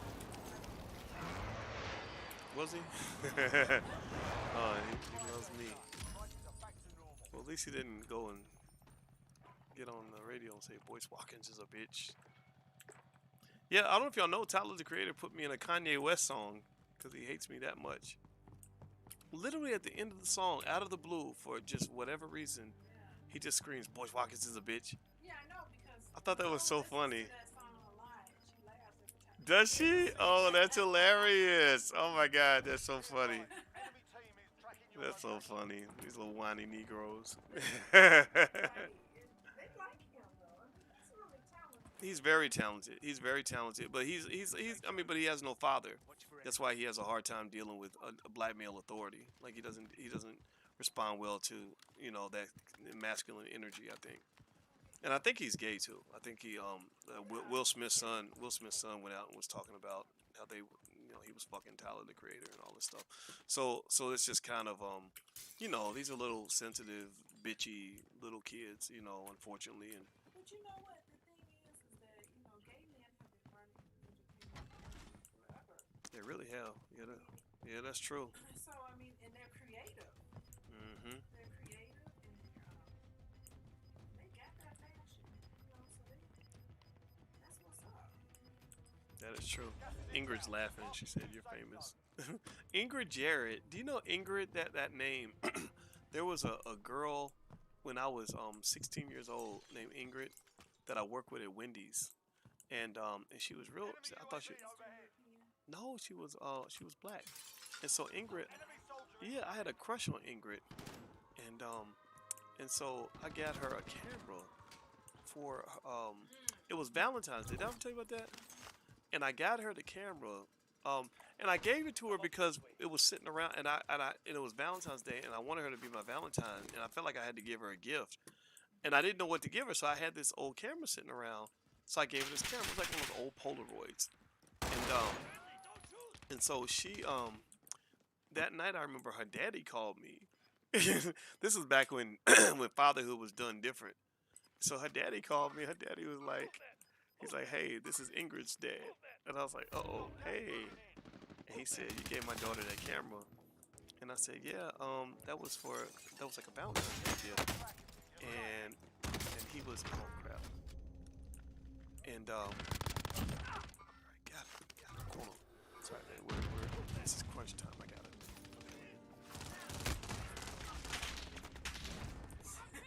Well, I was doing my best. I was 16, lady. I was trying. And so, yeah, so her dad was like, he's like, "Okay, so tomorrow you're going to get your camera back." I did. Yeah, yeah. So she gave me the camera back, and I was like, I'm really sorry. I didn't, I wasn't trying to do anything inappropriate. You saw the biggest centipede. Oh, she's freaking out over bugs. Yeah. Okay, so let's see here. I haven't said anything offensive, but I'm done talking about this. Yeah, let's just move on. Let's just go and move on. And DDS, no, she doesn't have to concede. Let's not do that. Let's not do it as a concession. No, no, stop, stop. No more talking about that previous y'all be one, your family. Make up. There's two people going back and forth in the chat. DDS, DDS, the moderator. So who does such a great job? We know this It's a he. preferred pronouns. It's a he. Yep. So is it he him? Yes. Yeah. For deployment. Now's a good time to warm up. Don't give me your preferred pronouns. I failed English class. I didn't learn what pronouns were until I was about 30 years old. Enemy soldier incoming. Hey Tater. Because I went to the public school system to teach me the stuff I needed to learn. Well, that's because you go to a good school, because you got 2 college professors for parents that make sure you get a good education. That's why you're lucky.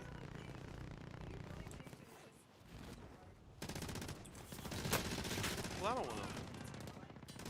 That's not 100%. I think you're right. You're right. I mean, well, you know what it is. I do feel bad for a lot of teachers because teachers are dealing with kids that are coming from families where there's no structure, no support, no nothing, and a whole lot of sociological issues that they can't handle.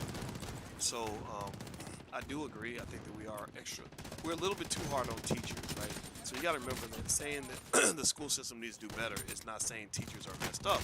It's really just kind of saying something ain't working. Like when 100,000 kids a year are graduating and they can't even read, like that's a problem. Time to cancel my alarm. You tried to make it seem like I mean, I know a lot of people. I know a lot of True that. Yeah, yeah. Well, you can look it up. You can probably learn what a pronoun is in 5 minutes on the internet now. Just Google it. Watch a couple videos. I mean, like, just seeing the definition, understand it. Oh, that's true. Brain pop. Okay, okay. We will do that, Tater. Approaching your position. Move to the safe zone. Brain pop. Okay. Ingrid asks, when are we going to Jamaica again? We really should go to Jamaica. Yeah, Enemy soldier incoming. Your primary objective. I love Jamaica. Jamaica was so awesome. We had so much fun in Jamaica, didn't we? Target has been marked. Ooh, that day we got lost. That was a crazy day. Oh my god, I don't even like think about that day because that was bad. Because it took 3 hours to get to the hotel, and we were driving on that mountain on the wrong side of the road. Oof, man, I do not want to go through that again.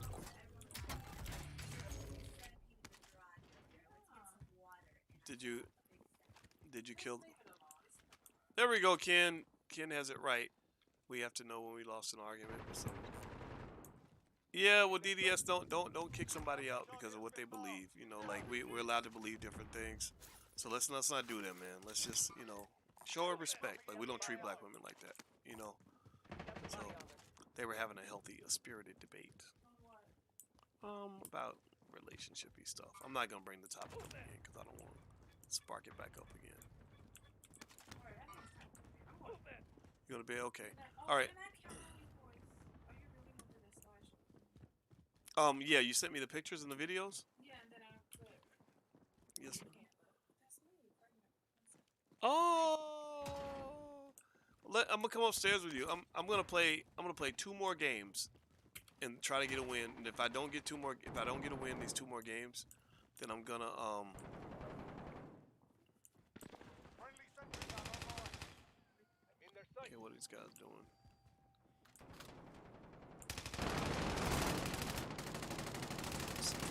Nice. Enemy team is tracking your position.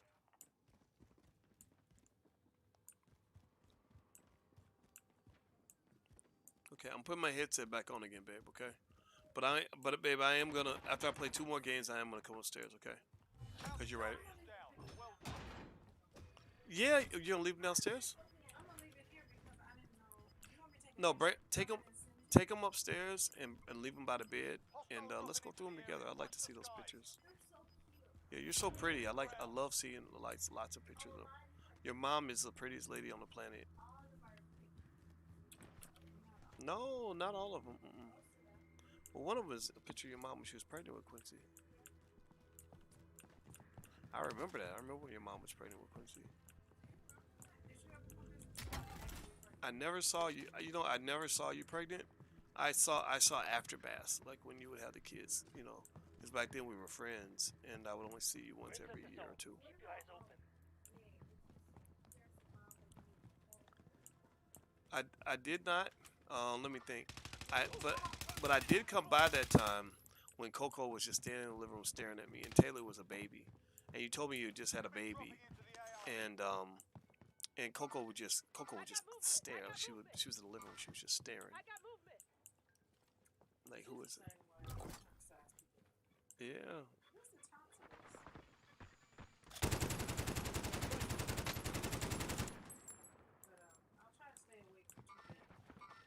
Okay, my love. Just give me.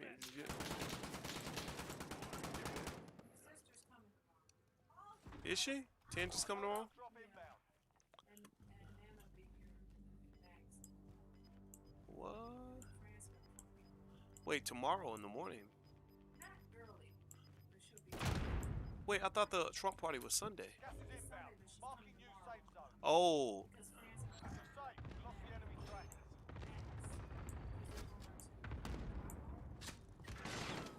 Remaining.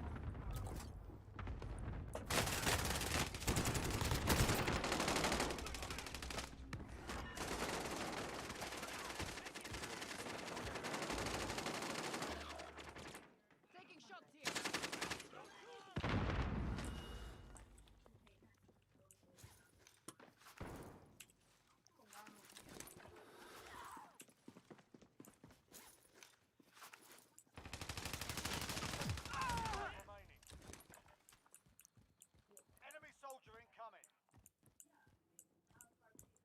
I gotta concentrate. I'm over here getting blasted. My team. No, it's not your fault. It's not your fault. I just got killed. Alright, baby. Love you. See you soon. Oh, yeah. Is he on his way home? Well, tell him to bring his ass home. I'll stay up for him if you want me to. Okay. Alright. Well, I'll stay up with you, babe. Damn it. Stand up. Okay, where's my teammates?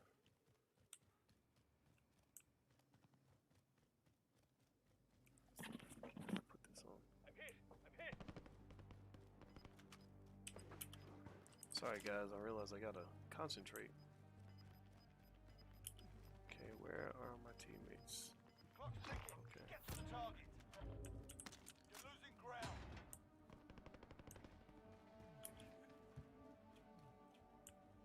Okay. Alright.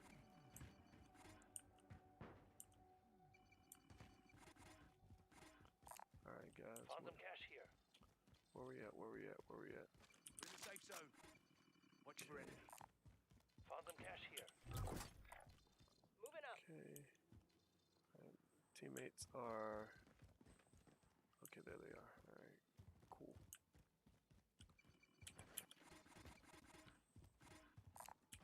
Found some cash here. My thoughts on Palantir. I don't know much about that company. I think I own a little bit of Palantir, but I don't know enough about it to really have a thorough opinion about, about the stock.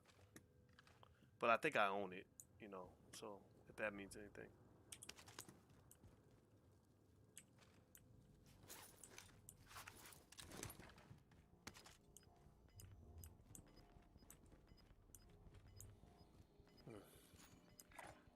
I'm moving. Alright, what are we doing? Got gas inbound. Oh, thanks, Malik. Relocated. Thanks for the bread, man. Fire sale is active. Buy Okay. station costs are adjusted. Vendor here if you need equipment. Where are we going? Okay, let's go. Alright, I'm right behind you.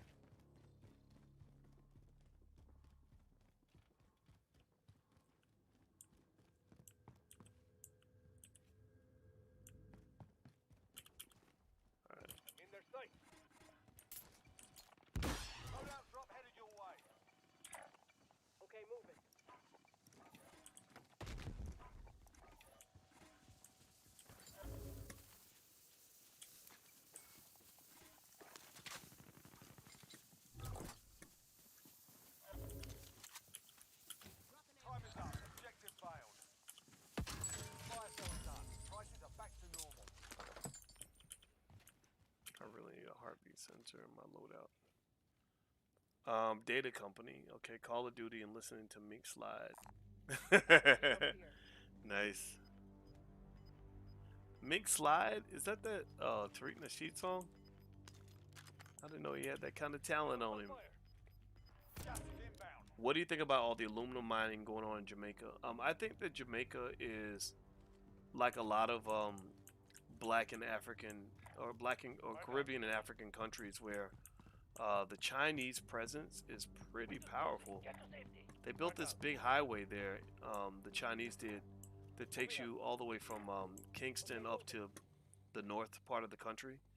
And I was really kind of intrigued by the terms of the deal. I think they had to give them like 100-year leases on the land and stuff like that. And I think that there are people in Jamaica who rightfully feel like this is not fair to the Jamaican people, that it's a big price to pay to have a road. And also the toll on the road was super expensive to the point where, from what I recall, I gotta get out of here, Jamaican people couldn't afford to use the damn road. Come on, get me. Shit. That's bullshit.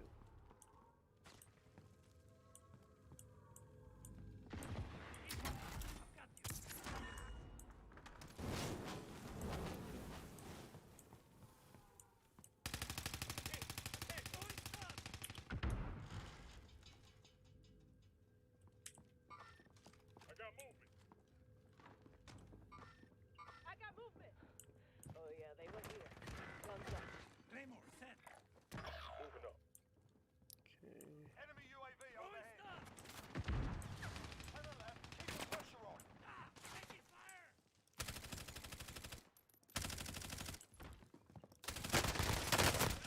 Taking fire. Allied cluster. Target down. Okay, got him. Alright, let me go upstairs. Let me sit up here. Reload. Gas is closing in.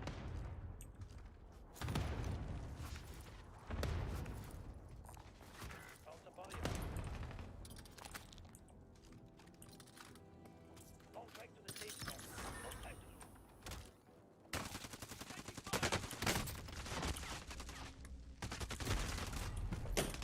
lose. Ah! So Be advised. stupid. Precision airstrike inbound. I gotta get faster.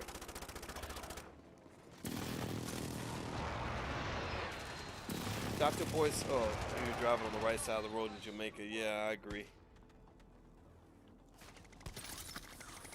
Come on, guys. Come on, G, you can do it. Come on, man. Get up, run, run, run. Oh, he's not gonna make it.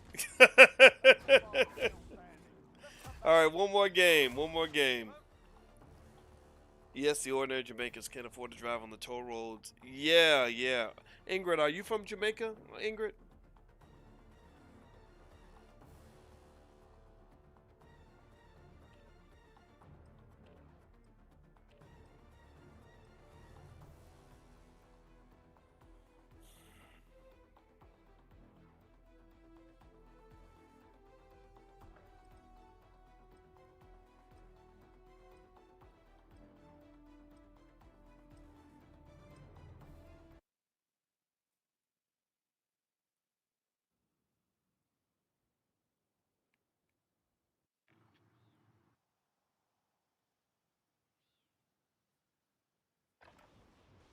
Get yourself sorted. We'll be deployed shortly.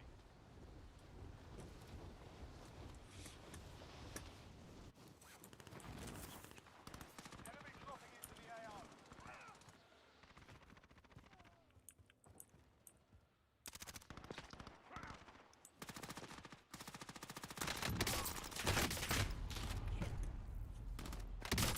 Yep, one more, one more. Yeah, hey Malik, let the guys know that this is my last game, and then I gotta go to bed. I've been sitting here I've been live for 3 hours with my mediocre gameplay, but I'm hopeful that maybe some interesting conversation and maybe some wisdom and advice, you know, in all areas that you want to ask me about might make up for the fact that my gameplay still needs some work. I know that I'm not that good at this game, but I am trying. I'm doing my best.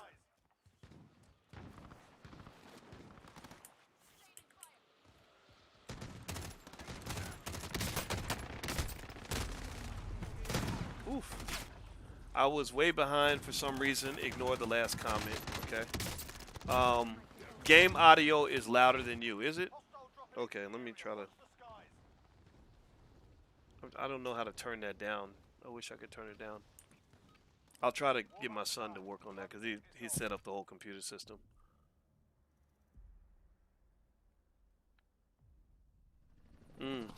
Well, I'm sorry, Ingrid.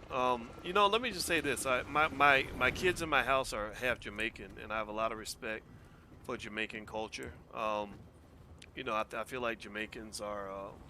I love the fact that they're into education and family and stuff like that, and I have a lot of admiration, you know, for that. And I think you know these are some of the things I think African Americans we lost some of that because they did such a good job of trying to strip us of everything that defines who we are, you know. So we're trying to sort of regain that. You know, when you got Negroes that don't even value family, it's like you can't even build around that. Hostile dropping into the area. What? Targets are up. Get to work. Let's see, I can use this pipe clean on this dude. Come on! Man, are you serious? God! Enemy team hunting you. How could I shoot that guy over and over again? Did y'all see that? It was robbery. It was ridiculous. Right, let me get rid of this stupid gun. There's another stupid pipe cleaner. I hate these guns. There we go.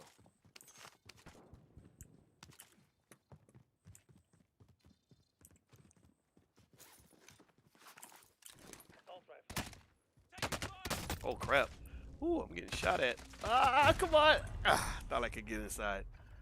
Please hit the like button. What are your thoughts on marijuana stocks? I bought a lot of cannabis stocks because I believe that they're going to legalize it, and I believe that Joe Biden is not going to finish. This is my big conspiracy theory of the year, so we'll see if I'm right about this. I believe that Joe Biden is not going to finish his first term. He definitely isn't going to do a second one, but I believe he may not even finish his first. And when he does, I believe cannabis stocks are going to go up because Kamala Harris supports the legalization of marijuana, whereas Biden supports the decriminalization of marijuana. Those are two different things. So because of that differential, I think that'll lead to a pop in cannabis stocks once Joe Biden announces that he is too old to finish his term. I know he definitely ain't doing 2 terms. Ain't no way. I'd be stunned if Joe Biden does 2 terms. Oh man, my guy's getting shot up. Hostile dropping into the area. Watch the skies.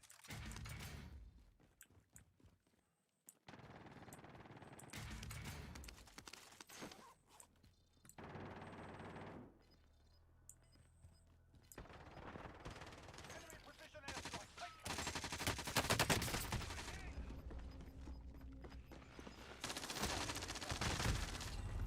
Oh, he came behind me.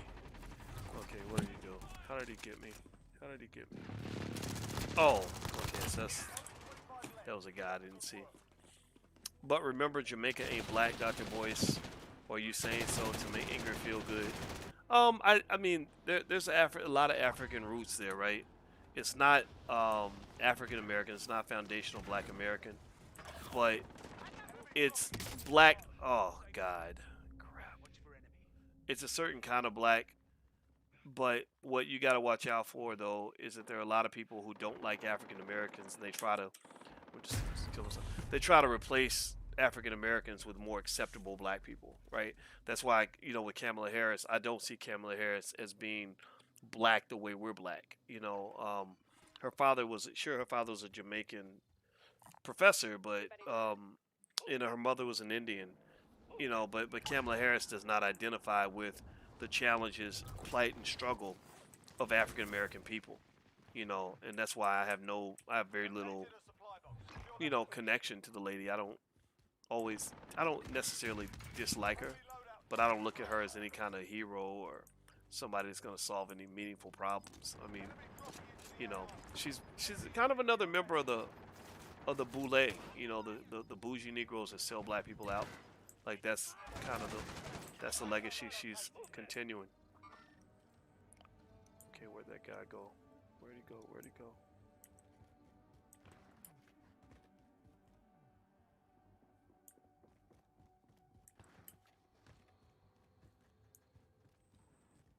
Okay. I want to go down there and grab that stuff. Okay, here we go. All right. Let me put on some armor. Anybody need this? Shit.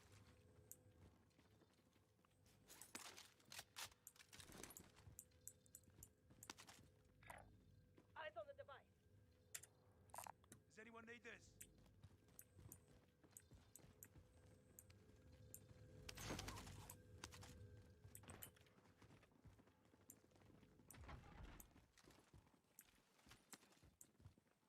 Okay, fellas, what we gonna do? Trophy system deployed. What we doing? What we doing? What we doing? All right, Malik. Where you going, man? I got movement.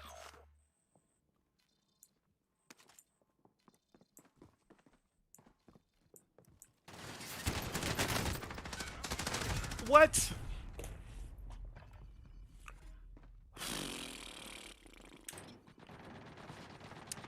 Let's see here. I heard when Dr. Boyce said that. I know that he meant that we're not African American. I love Dr. Boyce and what he's doing for the global black family.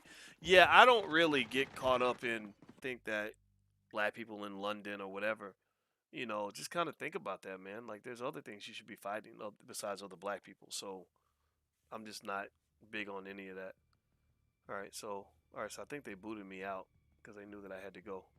So I'm about to bounce out of here. So let me quit to the desktop.